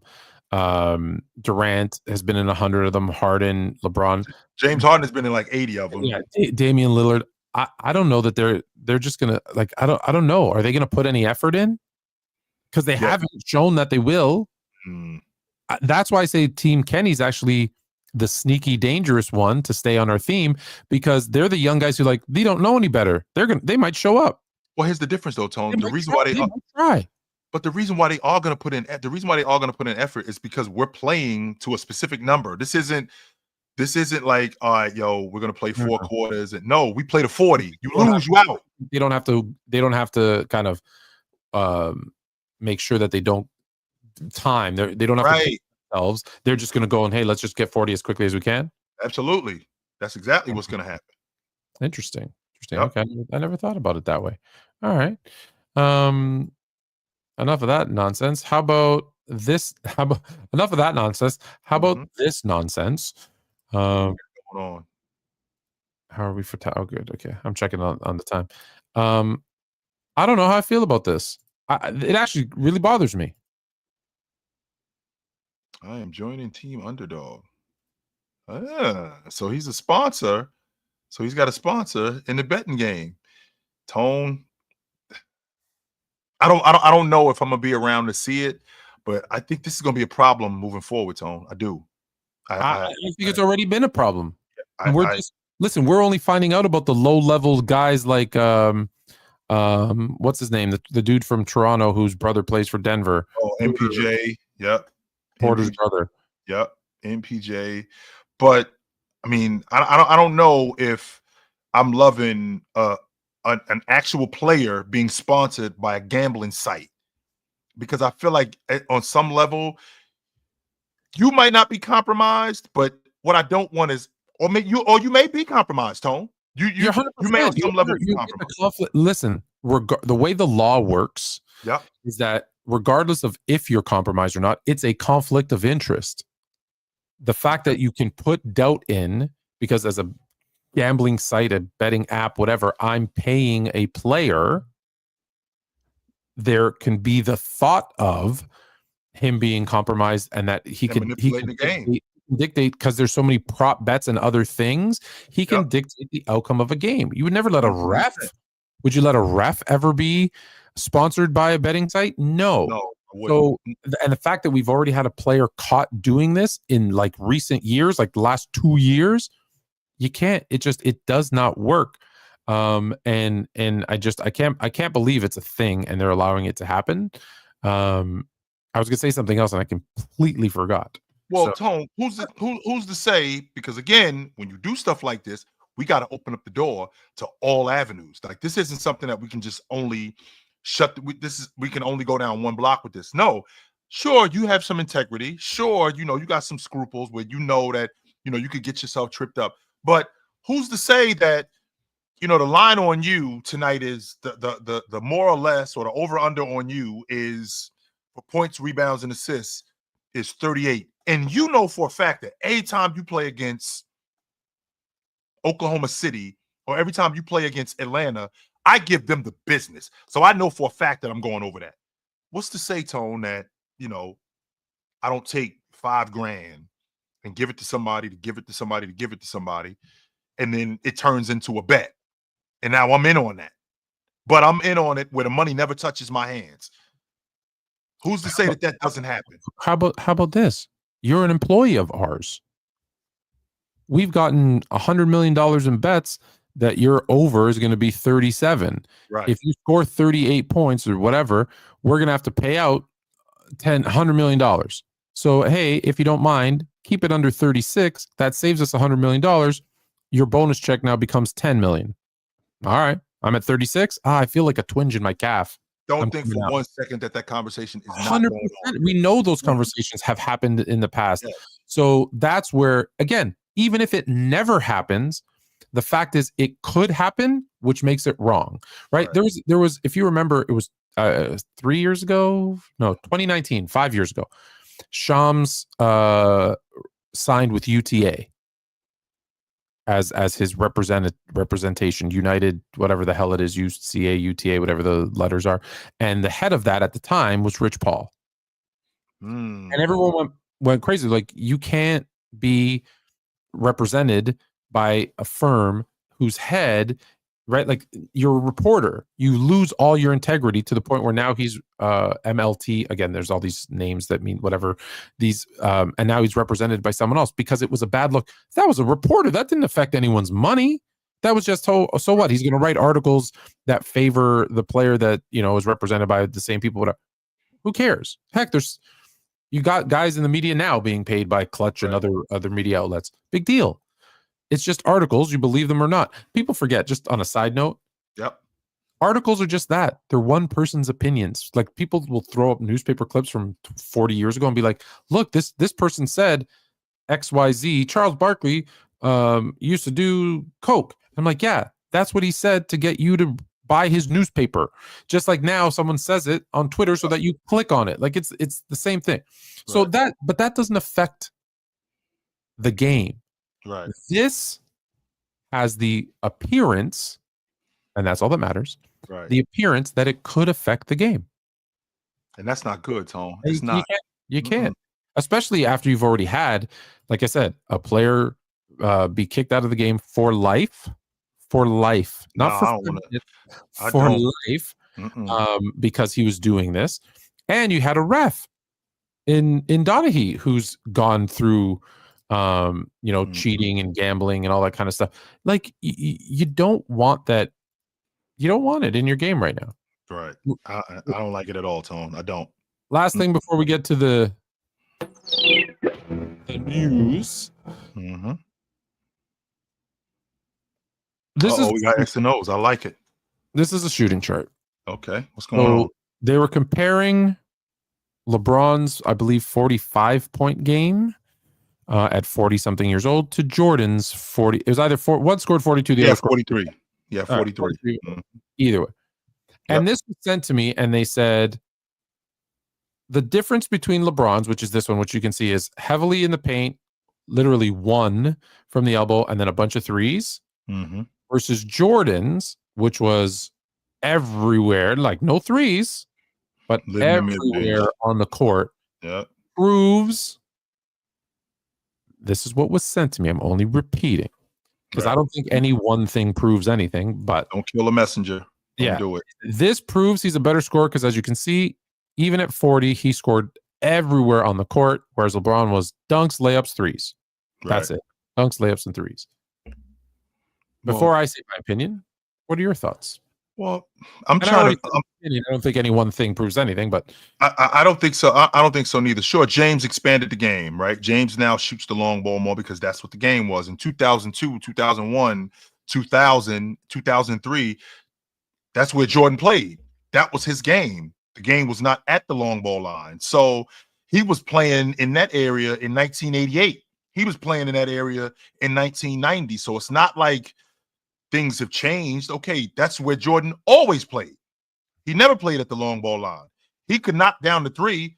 James was able to expand his game because that's where the game went, right? The game is now being played further away from the basket now. Jordan didn't have the athleticism that he used to have. James could get downhill still with the best of them, which would explain why Jordan was playing out on the wing like he was, because Jordan can't get to the rim like he used to at 40 years old. Jordan is not finishing around the rim like he used to at 40 years old. He's not Air Jordan anymore. He's just Jordan. Well, right? in that year, he was playing the three, which is typically on the wing anyways, right? So he was actually playing. And on top of that, he's going up against bigger guys, right? Yeah. So he's not dealing with, the 6'5" 2 guard on the regular. He actually is playing on the wing more, and he was pretty effective. But I mean, I don't think that this says James is the better scorer more than it says James expanded his game because he got with the times.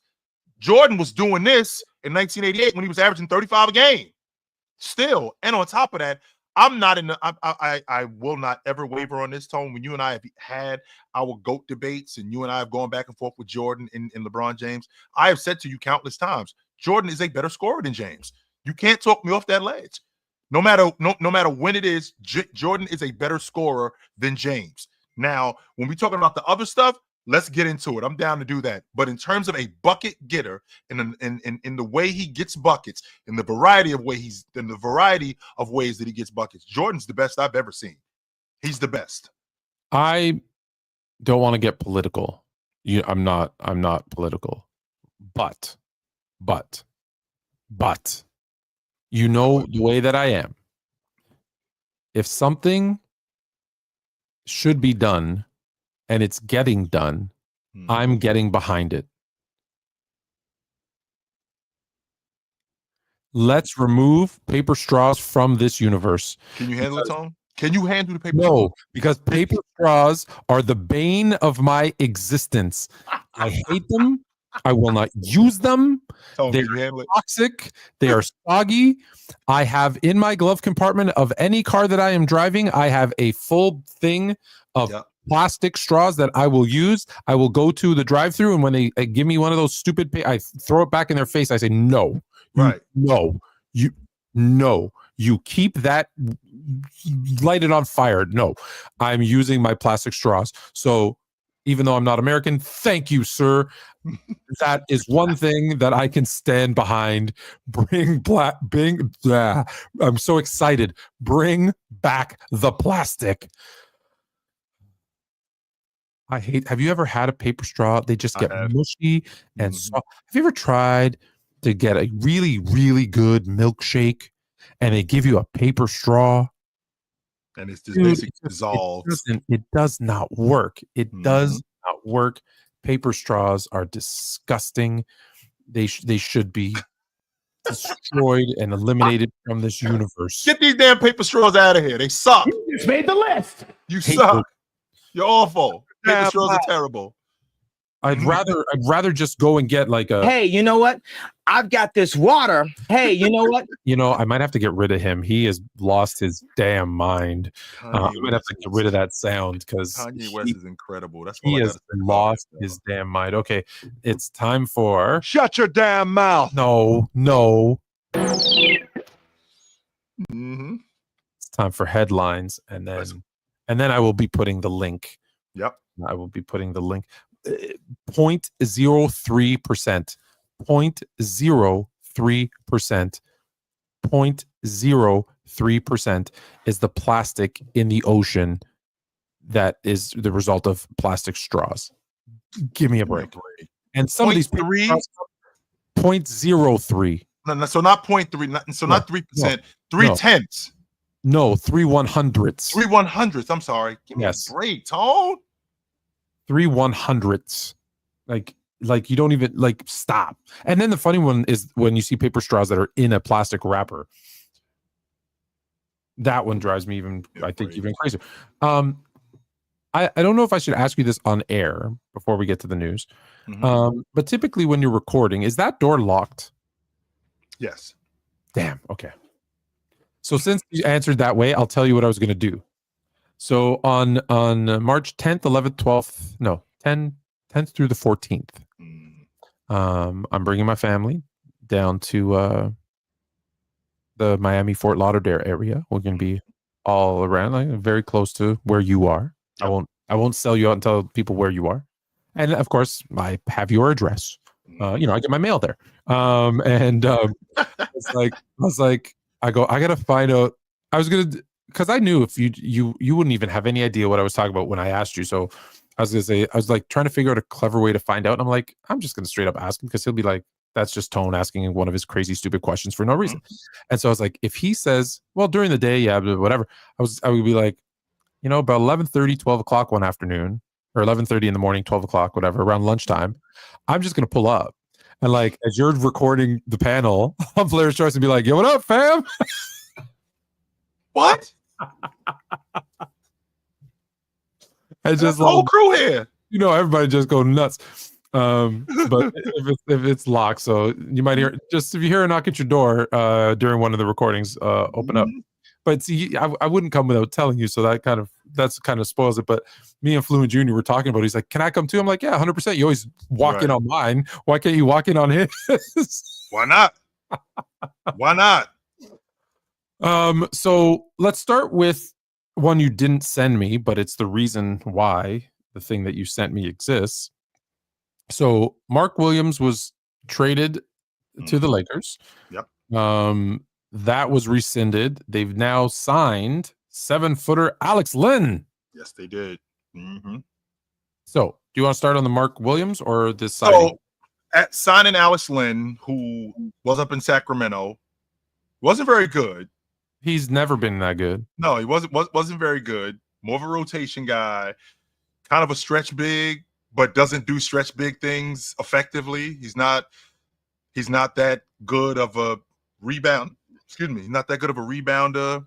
He doesn't play defense as well as you would hope for a guy his size. He's not a guy that you can go on the block and get buckets from.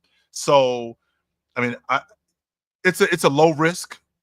It's a low risk, high reward for the Lakers, because if he is able to come in and give you some quality minutes from time to time, where he's able to come in and give you some fouls, in addition to giving you fouls, and in addition to giving you fouls, he might give you some. Just say what you're gonna say. He's there to give Jokic 6 fouls. Yeah, maybe. Yeah, 6 fouls. He's there to maybe come in and give you some fouls, and on top of that, I can get a couple putbacks from him. Okay, I'm all for that. But Tone, I think this Mark Williams thing, and for all intents and purposes, Rob Pelinka said they contacted him.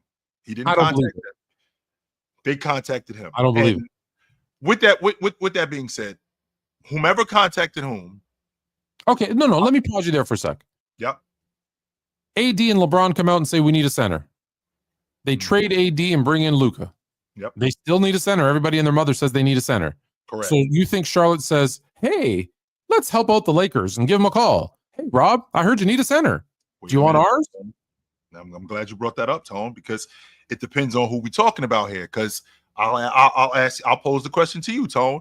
Have you heard in your lifetime watching basketball? Have you heard of a 16-10 guy that's under 25 years old that a team is looking to unload if there's nothing wrong with him? Exactly. So Charlotte, knowing what's wrong with this kid, knowing that he's got problems, and knowing that they probably are going to get worse as time goes on, I am going to tell you, hey, Tone, listen, I know that you like this car. It's got some engine trouble.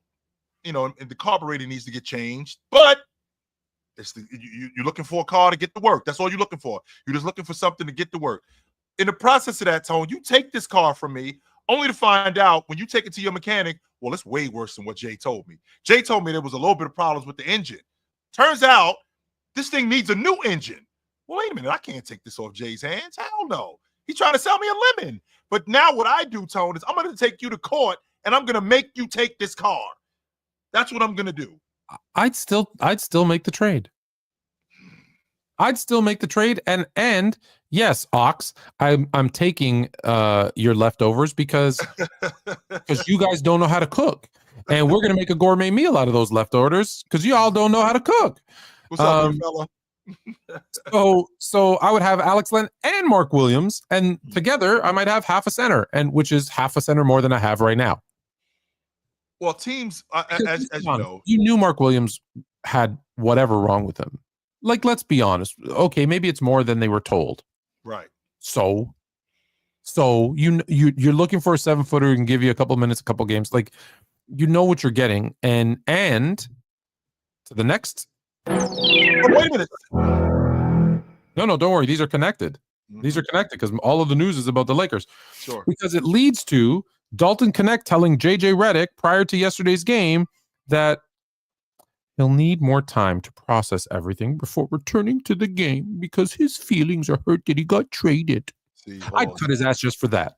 See, Tone, wait a minute, man. Oh Okay. no, they traded Oh, here we me. go. This is not fair. Hey, you know what? I've got this water. You dudes are so. You know what, Dalton? You know what, Dalton? Be a man. Be a man and go out and. I drank the beer. That's right. Have a beer. Wait a minute, hey, Tone. Okay, first of all, I'm all for standing on your nuts. I'm all for that. I'm all for being tough but Tone, first of all, I just got the job. That's number one. I just got the job, and I'm not sure how to feel. It's not. I don't know how I feel about it. I'm not sure how to feel about this. I don't know the business of basketball. I'm just a rook who is playing basketball, and I'm playing for the Lakers, and I got shipped to another place. In the process of getting shipped to another place, well, turns out, no, you're not going to that place. This is the place that you're going to go to. Wait a minute. Okay, so how did you make the NBA? I got drafted. And why were you so good at basketball? Why was I so good at basketball? Yeah. I mean, you loved it and you worked hard, right? But you loved playing? Because if you don't love playing, you don't make the NBA. Now, you might stop loving it after you. Right. We've seen guys do that. But up until that day, you loved playing basketball. Right. So you love playing basketball. You get traded. You get traded. First of all, the best player on your team, one of the top 2 players in the history of basketball, says those teams are suckers. They missed out on how good this kid is. Mm-hmm. You get traded because the team needs a player who is a bona fide, if he's healthy, stud, and it's going to help this team win an NBA championship. Right. That gets rescinded. So it wasn't like he was shipped off for as you would say, a bucket of extra crispy and a 6-pack. You were traded for a legit player. Right.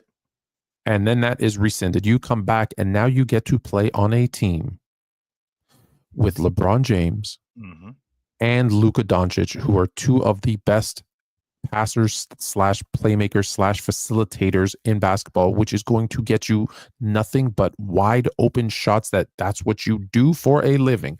Right. I'm telling you right now, in the mold of Dalton Connect, if I get traded to Charlotte and I'm looking down the barrel of playing in Charlotte, you are Charlotte, okay, the worst franchise in the NBA, and it gets rescinded, I am running back to the Lakers and I am hugging JJ Redick. I am hugging LeBron James. I am hugging Luka, and I'm saying, whatever you need, get me on the court. I will make every shot. I will pick up every towel. I'm ready. Right. The fact that he's saying, I need more time to think about my feelings, tells me that this is a guy I don't want on my team. I don't want you on my team. Go out and shoot the damn ball because that's what you do, or shut the hell up. Damn, I didn't know it was Shut your damn mouth. Damn. I mean, when you put it like that I'm going from a bad situation, because I'm going to tell you right now, Tone, I think that Dalton Connect was Charlotte's guy, and I think they passed on him. I think they felt like they made a mistake, and I think that that's why they're trying so hard to get him back. Yeah, we can correct that mistake by getting him back, right? And with them getting him back, turns out, okay, this deal is done. I remember Chris Webber saying when he got traded from Golden State after winning Rookie of the Year, he got traded to Washington, told his father, Dad, they don't want me no more. Well, of course, as a young player, which Dalton Connect, I think he's 20, I think he turns 24, something like that. Yeah, I think he turns 24. And with him turning 24, I mean, I'm still a young guy, and I don't know how the business of basketball works. So yes, Tone, I'm going to get it together in a little bit, but this is a bit much to process right now. This is a bit much to process right now, and I will get it together if you just give me a minute. And I don't need weeks. I don't need like 2 or 3 weeks. No, can you give me a minute to understand what exactly this is so I can get my mind back into what this is? Because remember, Tone, I'm basically playing for the Lakers. I'm with the love of my life. She dumped me. In the process of her dumping me, the dude that she dumped me for, this ain't working. Now I'm back with her. Wait a minute. Hold on. How does this work? She said to you, hey, Jay, check this out. We need to make a move, and we're bringing in Denzel. Okay. That's fine. Traded for Denzel. I can't fight that. But you know what? Denzel has a scheduling conflict. He's going to have to go do the other movie. We're bringing you back in. Taking it. It's not, look, if it was the other way around, right? If Charlotte traded him to LA and then it was rescinded and he had to go back to Charlotte and sit in the basement of the NBA, get in your feelings, bro. I get it. You get to stay in LA and prove yourself in LA. You get to stay, like, who better to learn from than Luka, than LeBron, that heck, Austin Reeves. He's looking right in front of his eyes, a guy that he could emulate, a guy who, when Luka and LeBron were out, he drops 40 something points, 40 whatever, 45, 7 and 7. That's where I want to be. I want to be in LA. I'm taking it. I get it. Like, if you're not ready at 23 years old to handle the business of the NBA, then you're not. Then don't know what to tell you. Don't know what to tell you. I don't want you. I think he's going to get back in the lineup, Tony. I think he's going to be fine. I just think that this is a blip. I don't think this is a big deal. I think he's going to get right back into it, and I think he'll be fine. It's not a big. And here's the other part of this. Then, and here's the last part of this, and then we have our last story, and then we're gonna. Oh, let me send the link now, because we have some time. Good. We timed this out well today. Yes, we did. Why does anyone know? Why does anyone know about what he said? Yeah. We could have kept that in house. That's one thing that I thought. Right, I think that's something. If I'm being honest, that's the problem with social media today, and not just with social media, with the amount of information that's available to everybody. There are things. Lie, JJ. Something's up with my back. Let me just get with the trainer for a minute and see what's going on. And like that's not something that should have got out. JJ. Mm-hmm. The trade. Listen, I don't know if you've ever been kind of traded. Like, I don't feel like listen, in confidence, JJ. Give me a couple of days. Don't, like, just between me and you. Okay, tell them that I'm injured or something. No problem. All right, cool. And as a coach, I don't know how it went down. I don't know how, but as a coach, if a player said to me that, and I was like, okay, I get it. You're 23, you just got traded. You need a minute. No problem. And he came to you in confidence, by the way. In confidence. And I would say, yeah, he's dealing with a little tweak in his back. Right. He'll be back in the lineup as soon as he's healthy. Cool. That gives him the time to do it. No question. We're not having this conversation. The fact that it got out is also an indictment on how they feel about him, and that's a problem. Last, I should have stayed in house. I told you so. Uh-oh. I told you so. Usually when I get these I told you so's, it's something that I was adamant about. I told the people, and they all jumped on me and said, the Mavericks attempted to trade Luka Dončić to the Bucks. I told you so. You did. And the Timberwolves. That one was a surprise. Mm-hmm. The Mavs reached out to the Bucks, but the Bucks made it clear they weren't interested, et cetera, et cetera. So they didn't just do an underhanded deal with the Lakers. I told you so. They had to keep it quiet. You cannot let anyone know you're trading Luka. So if that's, even if that's true, Tone, because like you just said, I know how you feel about Rob not calling up Washington. I mean, not calling up Charlotte. All right, I get that part. However, if you called up Milwaukee and asked for Giannis, if you called up Minnesota and asked for Anthony Edwards, and let's be clear, how do we keep this quiet? It's easy. It's, hey, we're looking to bolster our roster. Right. What would it take to get Giannis? And they reply, nothing. Click. So our entire roster's open. Nothing you can offer us.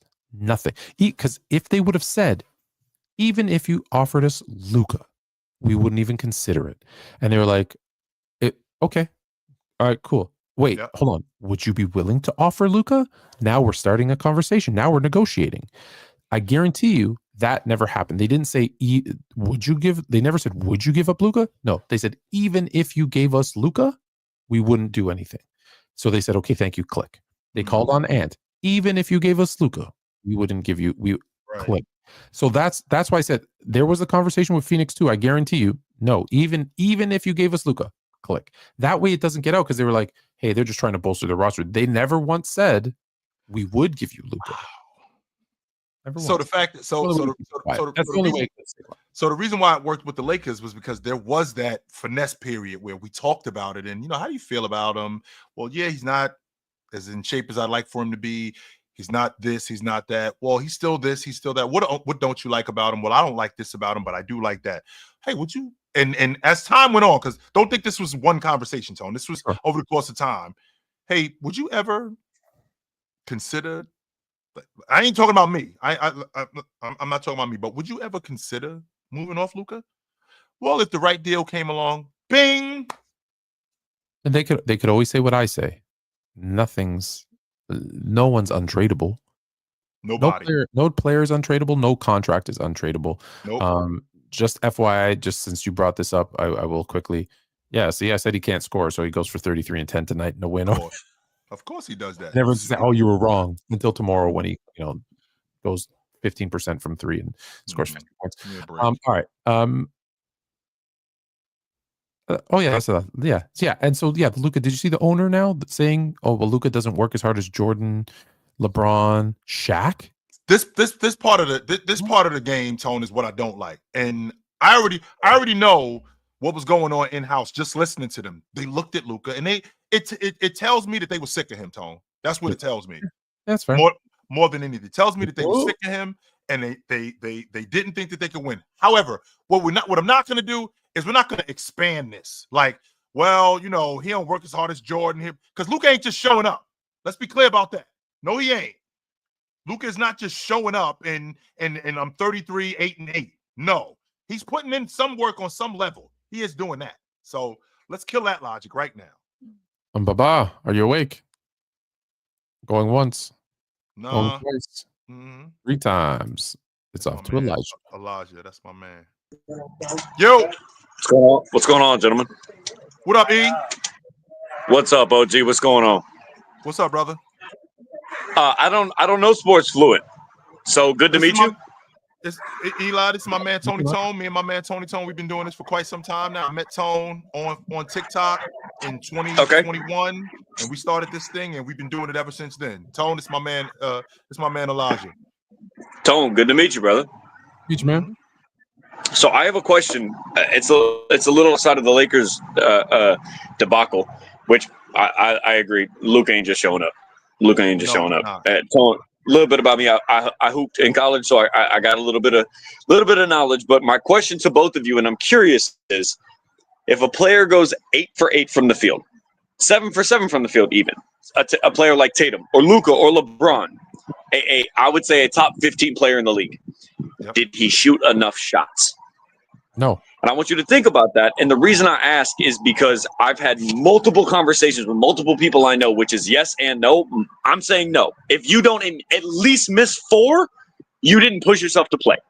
Right. Let me give you. Well, you don't know me, so let me tell you one thing. I never met a shot I didn't like, which maybe is a bad thing because I probably shot too much. That being said, once upon a time, and this it won't make sense at first, but I promise you it'll be relatable. Once upon a time, I used to run a bunch of car dealerships, and we had a philosophy that if you didn't have at least, and I'm not going to share the percentage, but if you didn't have at least this percentage of rollbacks, meaning deals that you put over the curb for people who were questionable credit, that you had to go back and repo, then you weren't aggressive enough. And so there's a percentage that's acceptable to say, we're going to put out as many as we can, knowing that a few will have to come back. You need to shoot as many as you can, knowing that you're going to miss some of them. And if you're not, I agree with you. You're not being aggressive enough. And 8 for 8 as a superstar. Now, if you're a guy coming off the bench and that's the only opportunities you got, to penetrate and distribute, you have an opportunity, you shot it. You're a Seth Curry, you're an Austin Rivers, and Bobby Portis. And Bobby Portis came out and did 6 for 6. I love it. Can't be happier. Yeah. If you're the superstar on that team, you need it to be more aggressive. Well, we have to keep the same energy if you go to your point, E, as a top 15 player. If I go 2 for 8, well, you ain't shoot enough. If you went 2 for 15 or 2 for 20 or 2 for 20, that's different. Well, if I'm gonna use that logic, I got to do the same thing. If I get going and I start the game, Anthony Edwards is a prime example. Just so you know, last night when they played Cleveland, he started the game 0 for 10. 0 for 10, he started the game last night. Anthony Edwards took 33 shots last night. He is not going to die on that. He did not stop shooting because he went 0 for 10. No, I'm going to keep going. So if we're going to use the logic of a guy, not shooting enough when he's missing, we got to keep that same energy when he's making shots. If he's making shots and he only goes 7 for 7, nah, you got to shoot more than that. You know what makes a great shooter or a great scorer is you shoot yourself out of a slump. You shoot yourself into a slump. Like you have to have that mentality. We agree with you. Yep, 100%. All right, E, good to talk to you, brother. Quick thing, two things that were brought up was one, Anthony Edwards was brought up because I had this conversation today after the live this morning. The other one was Russell Westbrook, triple-double season. He didn't go 15 for 15 every night. He would go 26 for 45, but averaged a triple-double. So is it worth it for a player like, for example, Jason Tatum takes 16 shots. He makes 12. Does well, 22 points, 26 points. Should he have shot more or passed more? That was the big contingency in my conversation is assists in a slump more important than continuing your shot as a superstar? And that's what I wanted to ask you. That's very game dependent because there's going to be a number where it's like, okay, you shot as many as you shot, but there's going to be a number. Well, he went 12 of 16, but he had 12 assists. Why? Well, they were double and tripling, teaming him every time. Right. And what he did was he got those 12 assists and they won the game by 40 and they pulled him out in the third quarter because they were up by 40. Oh, okay. Then that's why there's a lot of, it's, with basketball, there's never a direct answer because there's so many different scenarios. Now, if they go 12 of 16 and he's got 3 assists and they lose by 2, I feel like a guy can. I feel like as a distributor and a playmaker, I could get going. I could always get a guy off, right? If Tone got it going, I could get Tone off. Yeah, I could do that, right? I could get Tone buckets. I got to get Tone buckets. Yeah. I could do that. Pause. I could do that. With that being said, my shot at any point, my shot could get going, and if I don't shoot, that's more time that I'm taking away from my shot getting going. If you got to go in, Tone, I could just keep feeding you. Yeah. If I'm not shooting, so the reason what I say is that ties into LeBron and Luka. Sorry to cut you off, OG. Is if Luka has a night where he's off, can Luka now be a main facilitator for a LeBron, a connect for somebody like that? Where if he is missing 6 shots in a row, does he now become more assist bound than a shooter? Because he's mainly a shooter. You had Kyrie taking the lead. They really took the ball down the court about 50-50, kind of like the Heat do. You never know who's bringing it up. We still need you to score, though. Just like Jason Tatum, even though Jason Tatum, if Jaylen Brown got it going or if KP got it going, we still need you to get buckets. And to your point, Tone, it can't just go completely dead. It can't go completely. No, we still need you to be involved in the game and at a high level. We can't just have you out here, 6 for 11. No. No, there's going to be nights when LeBron's going to be on. There's going to be nights when Luka's on, and vice versa. There's going to be nights when they're both off, and they're going to have to figure out how to play off each other. The one thing we've never really seen, we've seen it a little bit. I think more with maybe D Wade, was LeBron being able to say, "Okay, I'm off. It's your time." That was my thing about D Wade is when I mentioned that today. I'm sorry, but that was crazy to me because I said if Luka's having an on night and scoring 40, is LeBron going to be able to not shoot the ball and not get his shot going? D Wade and LeBron never should have worked, right? They're both guys that need the balls in their hand. At the time, they weren't great shooters, but they found a way because they were good enough, smart enough basketball players to say, okay, we can play off of each other. And they eventually realized LeBron needs to be the lead and Wade needs to be the 2. And I think Luka and LeBron are both super high basketball IQ that I have no concerns with the 2 of them playing together. How everybody else fits in, that's a different question. But the two of them shouldn't have any issue playing together. Yep. All right. Tone, I appreciate you. Thank you very much. Bye, brother. OG. Oh, sorry, I cut him off. My bad. He's saying later. I just want to get. We have like 8 people waiting, and we're running out of time. Bubba, I know your connection. Hey, how's it going? Oh, he's back. What? Do we have him? I hear him. Yeah, I can hear him too. What up? Oh, okay. Well, I guess I'm not on the mic, but as long as you guys can hear me, I just want to say thanks again. You guys are doing a great job. Can you hear me? Yeah. Okay. Yeah, you guys are doing a great job. So thank you. I don't know what's going on with Mike, but Can't be doing that. You can't be disrespecting people. But okay, so I just had two things. See, I don't like. See, the thing is, I'm not a huge fan of like Tom Brady fans in the aspect of like how they try to. It's kind of like the Jordan conversation. They're elevating one player, but you guys got to understand, Tom Brady had 2 chapters in his playing career. The first chapter being sort of like Brock Purdy and Jalen Hurts, kind of where you're managing the game. And he didn't even win like all of his Super Bowl MVPs like he was supposed to. He won through his kicker, through his defense. So you guys are trying to minimize Mahomes and then trying to elevate, Brady by just, he lost to Eli Manning twice. Does that make Eli Manning the GOAT? No. So I just don't like that. Putting Eli Manning into the Hall of Fame where he doesn't belong. And Nick Foles. So, but my bigger question was, see, I could see how do you guys feel, because I know you guys already kind of talked about it, but how do you feel about like the Lakers? Because the reason why I say that is because he did bring up Dwayne Wade. Are you going to see that 2011 do you think Bron's going to use that 2011 experience, right? I think we passed that. He's to be honest with you, Bab, I think we're past that. And the reason why I think we're past that is because there was an understanding. There wasn't an understanding between Dwayne Wade and James during that time. The reason why I think that's one of the main reasons why we saw that. That's why we didn't see it again, because Wade was able to take a step back. I think James is in that position with Luka, where he's Wade. I'm gonna play off you. I can play off you. You don't have to worry about me playing off of you, and you don't have to worry about me getting mine neither. Play your game and be you. I think there was an understanding with Wade that it would be his team and LeBron was going to play kind of second fiddle, which didn't work. But the one thing, I'm very critical of James, but the one thing I will always give him credit for is when he makes mistakes, when he has bad whatevers or does something poorly, he always comes back better. And that's what I've always given him credit for. So 2011, I think, was the catalyst for what became the best version of LeBron James we've ever seen. Was he realized, I can't be that guy. This is a guy I need to be. And from 12, 13, 14, 15, like that was the best of a guy who's played 22 incredible years. That was the best stretch we've ever seen him play. And I think it's because he realized that. Yes, sir, you.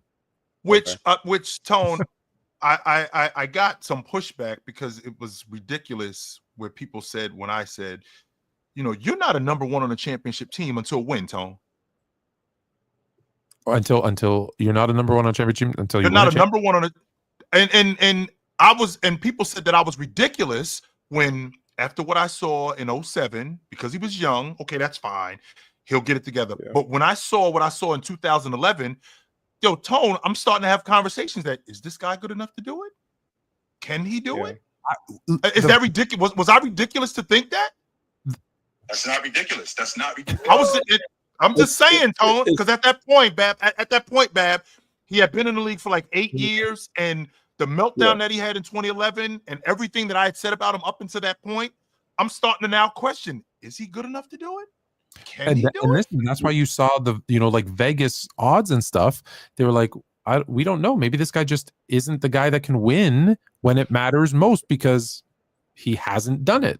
And then, that's the thing. I always tell people, I don't believe you until you can do it. And then once you do it, now we're having, and yes, 2018 we're having a different conversation. We're having a different conversation, but I always tell you say this line all the time. I think Maya Angelou actually said it was, when people tell you who they are, you believe them. So if he's a guy that in 2007 didn't forget the team. He wasn't good in the finals. Play well in the finals. Mm-hmm. In 2009 and 2010, although he played well, he was still the favorite and lost. In 2011, he played poorly again. So now there's a string of things like, again, as a Vegas odds maker, I'm going, well, every time he's supposed to win or he's supposed to play well, he, whether he played well or not, he doesn't do enough to win. Well, I don't know that he can do it. And then 2012, he doesn't. It's like, okay, now we're going to have a different conversation. Right. Different conversation. Fair enough. So how do you feel that like Austin Reeves and Rui Hachimura will play a part on this team? Like I think they're very pivotal. I think Austin Reeves is going to. I think he's going to benefit the most playing from Luka and from playing with Luka and James. One, there's going to be much better shots. That's number one. Number two, with DFS and with Vando, With those two guys, you got guys to protect those two guys. You got guys to protect Luka and protect Austin Reeves on the wing as defenders. When you have those two guys, plus you got James and Luka, who are very pass-heavy guys. So it's not going to be a lot of standing around and watching the game. No, it's going to be action. And Luka is looking for you. James is looking for you. This isn't going to be a situation where I'm not going to get good looks. I just got to capitalize on them. And I don't mean to be rude, but there's literally 8 people waiting. So, Bubba, thank you so much. So I'm so sorry. Sorry. Thank you again, guys. I appreciate you. Good to talk to you. Yes, sir. Donovan Mitchell is next up. What up? Oh, no, that's Spider. I'm sorry. This is Spider. No, not the same. What up? My bad. Spider going once. Spider going twice. Spider, get back to us. We'll get you on. Just hit us in the chat when you're available. Maybe I should tell people the order. It's 30, then Jay Fernandez, then D Reed, then Jerome. I took myself out instead of adding someone in like that. Technical difficulties. 30 in the building. What up? Does KD hit 30,000 tonight? He should against him. I don't think he's that far away. He's like 26 points. He should. Oh, yeah, 100%. 100%. That's all I got. Thanks. Yep. I appreciate you, brother. Oh, that's right. It says 30. KD hitting 30 tonight. Congrats. Yep. Jay. What up? Hello, can y'all hear me? What up? Chill. I think JT may have overheard me talk crap yesterday about him just scoring 16 points. He just like that switched it around.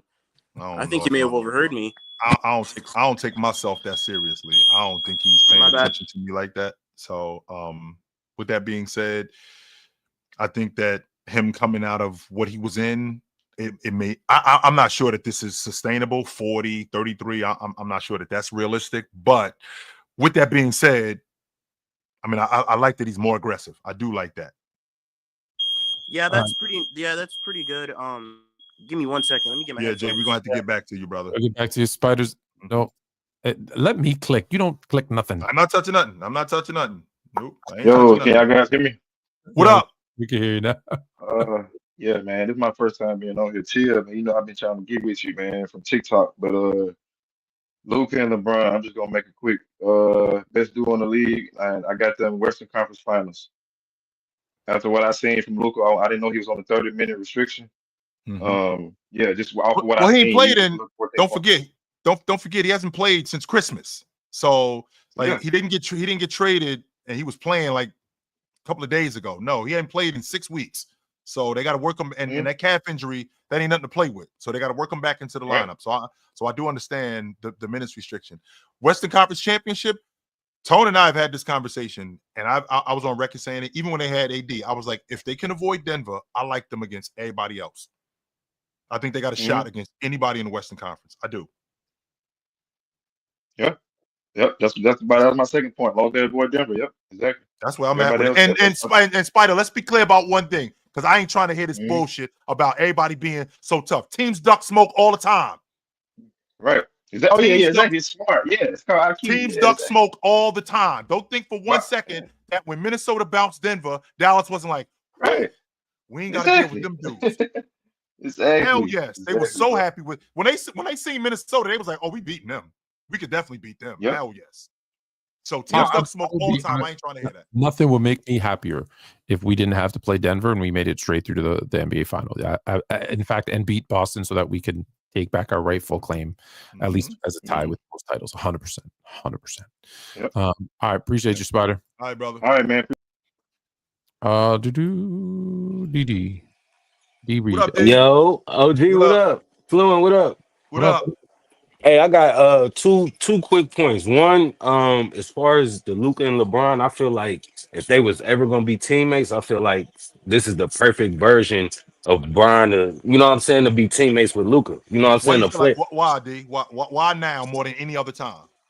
Because I feel like now he knows he knows that he's less than, you know what I'm saying, than he was 5 years ago. He knows that Luka is as great as he is still at passing and scoring.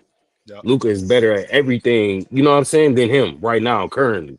We looking at scoring, assisting, rebounding. Now, don't get me wrong, Bron done picked his game up the past month. Like, on both sides of the ball. But I just feel like once Luka get back in the form, you know what I'm saying? He dropped So you 73 saying points last year. You know what I'm saying? Like so you saying that the LeBron, transition is easier but than it would have been. I think LeBron had to step up his game in the last little bit because of Anthony Davis being hurt and whatever. And to your point, I think you're still going to see that LeBron for a little bit until Luka gets acclimated. When he gets back in game shape or whatever, because people were knocking LeBron yesterday saying, "Oh, look, Luka makes players better, but he only scored 14 points and 5 this and what." But he played 26 minutes. He's first game with the team. I think it's way too early to make that assessment. Right, like 2018 Bron. I don't think it'll be a good pairing just because of how dominant Bron still was. You know what I'm saying? But I feel like 2024, he's dominant in stretches. He could be in certain games, but as far as like carrying a playoff series, we've seen Luka do it, and we know he's still nothing showing us that he, can't be able to do it no more. That's what I'm saying. So I feel like this is the perfect version of Bron for Luka. My second point. We talked about the Cavs a lot, and as far as how flawed their roster was in the past, with the back court being too small and the front court being, two bigs that can't really shoot. So, how do you feel about DeAndre Hunter in the starting lineup? You know what I'm saying, balancing that roster. To be honest with you, I really don't like him in a starting lineup. I'd much rather have him as a rotation player because I think that's where he's the most effective. That's where he was the most effective in Atlanta. I don't want to lose Max Strus. I don't. I like Max Strus. I think Max Strus, the shooter that he is, he's the most effective when he's in the starting lineup. And with DeAndre Hunter coming off the bench, you can still play starter minutes. And that's what he was doing when he was in Atlanta. He was still playing heavy minutes because you could get Max Strus out. I don't want to lose Max Strus because he's now coming off the bench and he's only playing 10 minutes as opposed to when he's starting and he's getting right into the groove. I think that's where he's the most effective. You think Strus had that problem though, like coming from Miami and just being a vet and the betterment of the team. You know what I'm saying? Like, yeah. I don't think he'll be a problem in terms of being a locker room issue. I just think that he's one of those rhythm shooters. He's one of those streaky shooters. And when I seen him as the most effective, it was when he was in the starting lineup. Him coming off the bench, I'm not really sure how that's going to work. And DeAndre Hunter, I feel like he was the most effective coming off the bench in playing starter minutes. We're gonna wait and see. I just feel like him being on a better team, like just being around better players. I feel like him in that starting lineup, I feel like it'll balance it out so much as far as being. He was Did you see the last game against the T-Wolves? Yeah, he was good. And Ant-Man went off. Like he was shooting, but DeAndre Hunter, he was playing defense, like Tone. So defense. And they shut him down in the first quarter and in the fourth quarter. In the middle of the game, he was awesome. In the first quarter, 0 for 10. In the fourth quarter, 1 for 5. And that was his first game. That was his first game. So I saw the potential. So yeah, but we gonna see. They look good. They look good. All right, brother. All right, y'all. Yeah. We got Jerome and then AAA, a super chat. What up? We out. Hey, what's up, fellas? What up? All right, I'm gonna give you just go on a different angle with the frame of reference, because of course, Chill, I watch you a lot of times. You have to speak to your nephews and stuff. They don't have a frame of reference on what you're saying, and I know it's extremely hard to get through to someone. But both of you guys, you ain't close in my age range. But when it comes to talking sports, man, I don't know what Ice Gervin was doing, and you know what I'm saying? Like, I really don't know. So I can only go off of what I know. So when somebody be like, oh, well, your Kobe's the best and this, that, and other, they don't have a correct frame of reference. But I gotta respect their opinion. And I respect but that's the difference though, G. That's what my uncle was for. My uncle schooled me to Ice. My uncle schooled me to Walt Frazier. My uncle schooled me to Gus Williams. My uncle schooled me to them because that's what it was back then. I didn't know. I had to understand this from these guys, from my uncle, because I didn't know. Yeah, but you're talking to a brick wall a lot of time. I watch them shows, man. I love y'all guys. I love it. And I be sitting there watching you. And yeah, you earned that name Chill because you be on Chill about different things and what's going on in sports. And it's hard for them to fathom because it's like playing your child in basketball. He really thinks he can beat you. He really do think he can beat you until you go out there and like, all right, I'm about to push you up under this basket and score. And that's not their frame of reference. Nobody's doing that to them because they got little kid friends. They can't do those things to them. So me or the other experienced pundits that talk about the game, they are trying to explain it to him. Skip Bayless, they try to disrespect him because he ain't played the game. Or Stephen A. Bro, I got over 10,000 hours of expert hours in the sport. Why would I not respect them? I don't have to get hit in the head with a hammer to know it hurt. Right. You understand what I'm saying? First, let me say two things. One, yes, sir. Fluent Junior's getting kind of close, which is kind of scary. Not beating me 1-on-1. Number two, I was very fortunate on Friday. I play as I tell you, you don't know me, but I still play every Friday. And one of the guys that I play with played college ball. In fact, he's the friend of Scott Morrison, the assistant coach from the Utah Jazz. He's the one that hooked us up with him to get us on the show. So he's very into basketball. His dad was up from Maryland visiting. His dad's 82, and on the Friday night, he's like, "Oh, come out, come watch us old men, hoop for a little bit," and then we always go out for an adult beverage after. And we invited him along, and he's 82, 83 years old, and he was talking to us about basketball like when he was a kid watching it. He's like, "I've seen, Bob Pettit live. Chamberlain, he was around when Chamberlain was like, playing." And he was, and this is what I think is the difference between the younger guys today and me personally. I'll only speak for myself. I sat there and shut up for the 30 minutes as he was talking, and I listened and absorbed everything he told me about what these guys did, how they played, the nuances of their game. And he was like, he goes, "I'm not disrespecting today's game at all, but here's why it's different. Here's the things that I saw, these guys do. Kareem when he was young, this guy when he's, blah, blah. And that here's where these guys are different." And I learned a lot from him because he has been a basketball head his whole life, and he's 82. So he's seen more than me. And I think, to your point, the guys that don't know what they're comparing it to, just don't listen, because you can find out. You can listen, you can learn. There's people around that will tell you if you want. And so, I got to get him back. Oh, he's leaving.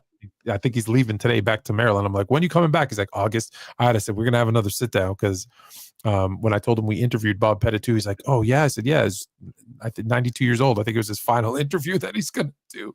I'm on record, Jerome, saying, yeah, I'm on record saying I was around when Jordan had hair, and they used to call him Air Jordan. So I remember that. Right. So yeah, I understand. But sometimes I wish people could see what I've seen, and some people are just amazing. Like you like, what the world? Hell, if the world saw this person, what would be, because they're better than what your frame of reference. I'm like, bro, these people that about Olajuwon all the time. I tell people that about Olajuwon all the time. I wish you could have been allowed to see him. Olajuwon.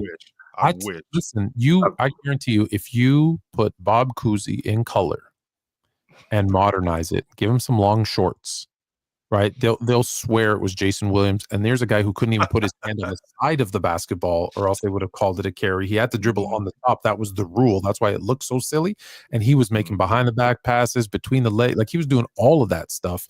And that was 80 years ago. It was that long ago. Yes, it was. Yeah, he was doing that. I'm gonna leave you with this. Can I leave you with this right here? When I say the thing about the frame of reference, if you've never seen something, I know it's very bizarre and stuff. You can't really understand it. Like people right now, I made way more than what my daddy made.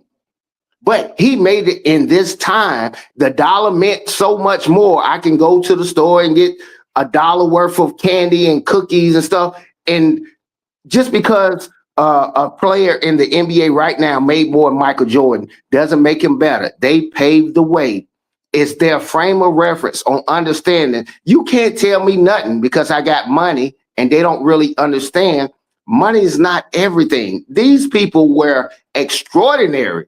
I wish they could have seen it live and in color, but I'll land my plane with that. I appreciate y'all, bro. Talk to you, brother. Appreciate you. Yeah, they could have seen that. I know we got to go fast. We're way over time. What up? Yo, fellas, what's going on? What's going on, y'all? What up, brother? What's going on? Hey, Fluent, I was hitting you on TikTok too to get you to possibly answer this question. Oh, my bad. Nah, it's all good. It's all good. I know you're busy. Why is it all of a sudden, and I don't want to blame it on LeBron, but that's where I see it start from. Why is it all of a sudden there cannot be a GOAT in team sports? All of a sudden you can only be a GOAT if you're in an individual sport. But why is it now all of a sudden you can't be a GOAT if you're in a team sport? And I think part of it, again, my other reason is I think you can't compare every basketball player. It's not always apples to apples. Like you wouldn't compare Robert Ory or Steve Kerr to Steph Curry because the number of championship rings. And I think people try to use that to minimize somebody being the GOAT of the team sport when it comes to basketball. I think, listen, I believe you can have a GOAT in a team sport because otherwise I wouldn't have my opinion on who is the best. That being said, it's definitely harder in a team sport than an individual sport, right? But even in an individual sport, just think about it. If I asked you whether you follow this sport or not, if I asked you who's the GOAT of golf, you would say Tiger Woods, right? Correct. Yeah. For the most part, yeah. Hell yeah. Except Jack Nicklaus won more tournaments, more championships, and more majors. Right. So by definition, he should be the GOAT because it's an individual sport. So it's not even that cut and dry in an individual sport. Right. Fair enough. Thank you. Y'all have a good one. All right, brother. Late. I see y'all next Tuesday. Good to talk to you, brother. If I see where you sent it on TikTok, you know what? Look, that's me. Aaron Adams. That's me. When I'm on the. Okay. Now, yeah. Now it makes sense. Aaron. All right, I got you. There we go, fellas. Y'all have a good one, man. You too, brother. All right, Adrian is last up. Then the super chat. I haven't forgotten about your super chat, Lee Mack. We will get to it right after Adrian says. Hey, what up, guys? Hey, look at his picture. It's a minor. That was crazy. Getting a whole stadium to do that, that's crazy. Not like us. They not like us. They not like us. Sorry, yes, go ahead. But no worries. So I just wanted to quickly put up on that point you guys were making about the GOAT conversation, right? My entire problem with this narrative is that people are trying to make this an MJ LeBron argument with the NFL. My problem is when you look at Tom Brady's resume and his stature, and you really dive into it, he's got the MJ and the LeBron argument on his side to Mahomes. And what I mean by that is he's got the best resume, and you can argue from a talent perspective, overall he's the best quarterback as well. If you compare him and Mahomes, who's better in the pocket? Brady. Who's more accurate? Brady. Who's got a bigger arm? Brady. Now, who's maybe more athletic? You'd probably say Mahomes. Who's probably better outside of the pocket? You'd probably say Mahomes. Who's got a better resume? It's very clearly Brady, right? So when people made this argument, like with LeBron and MJ has a better resume by far. But if you're trying to make an argument in terms of, okay, you think LeBron is the better player, I think you can make that argument. I don't think you can do that with Mahomes and Brady. Yeah, what they'll try to do is from a skill level perspective, they'll say, right, he's better scrambling, he's more athletic, he makes his improvisational skills, the angles, roll the ball, yes, improv, that word. He can do those things, so that's where they'll say. And I believe, and you had said Brady had the bigger arm. I think Mahomes has the deeper ball. No pause. So yes, but in terms of what you're saying, yeah, he's got the resume, he's got the longevity stats, he's got the per game stats, he's got the accolades. Yes, that's why I said it's not, and he's won the head-to-head matchups. So 2-0, right? Yeah, 2-0. So that's why I said there's no debate. Now, today, there's no debate. And just so I can leave off with you guys so you can get your super chats. I need any chill. I know you got Player's Choice or any platform you guys are on.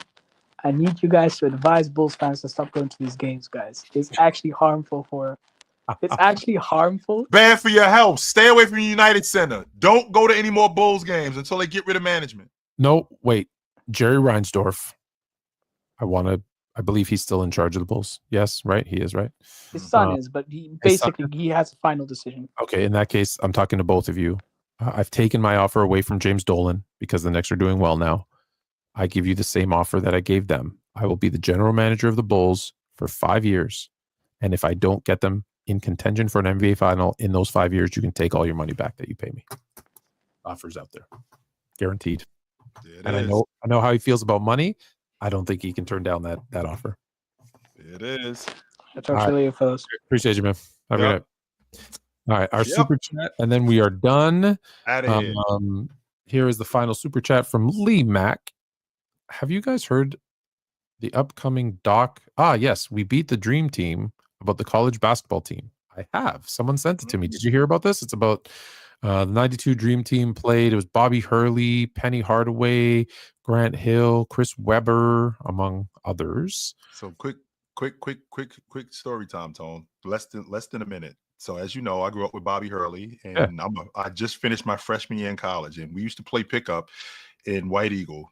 Bobby comes back in the summertime, and he tells me, this is right after Duke had won the national championship, and he comes back from playing against the Dream Team, and we're in the gym, and he says to me, I'm covering Jordan.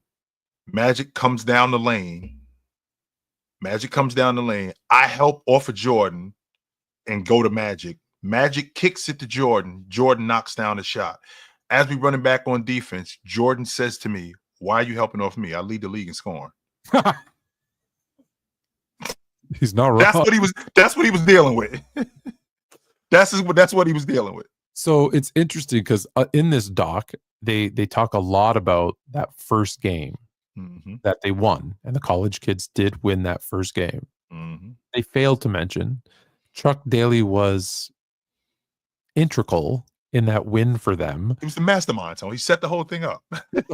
Benched Jordan, among others. By the way, we always talk about him benching Jordan. He had certain rotations that he knew there were certain matchups that were in their favor because he wanted them to lose a game so that they would listen to him and say, see, you're beatable. You can lose. And it's funny, what I hear about this doc is they only talk about that first game, and Chris Webber's like, yeah.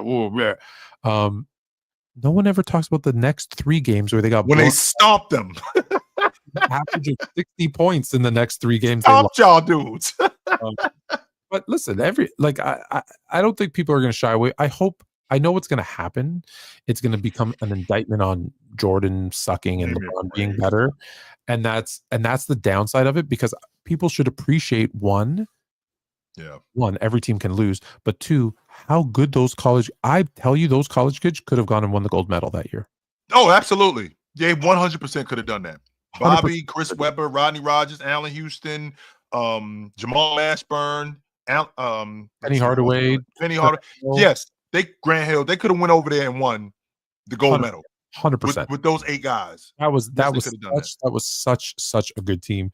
Yes, it reminded me of the '84 team that Jordan led to the gold medal when they had like Jordan, Patrick Ewing. Like the teams were like there was a lull.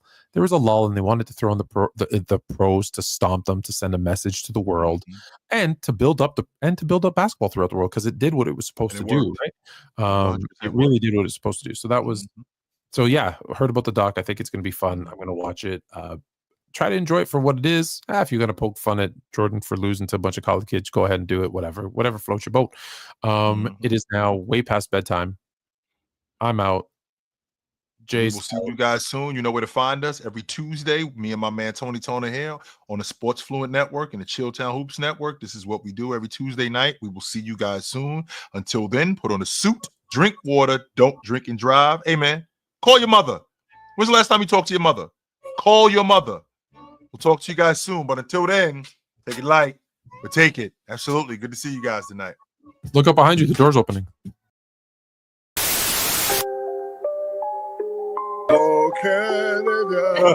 Put on a suit, drink water, don't drink and drive. Hey, man, call your mother.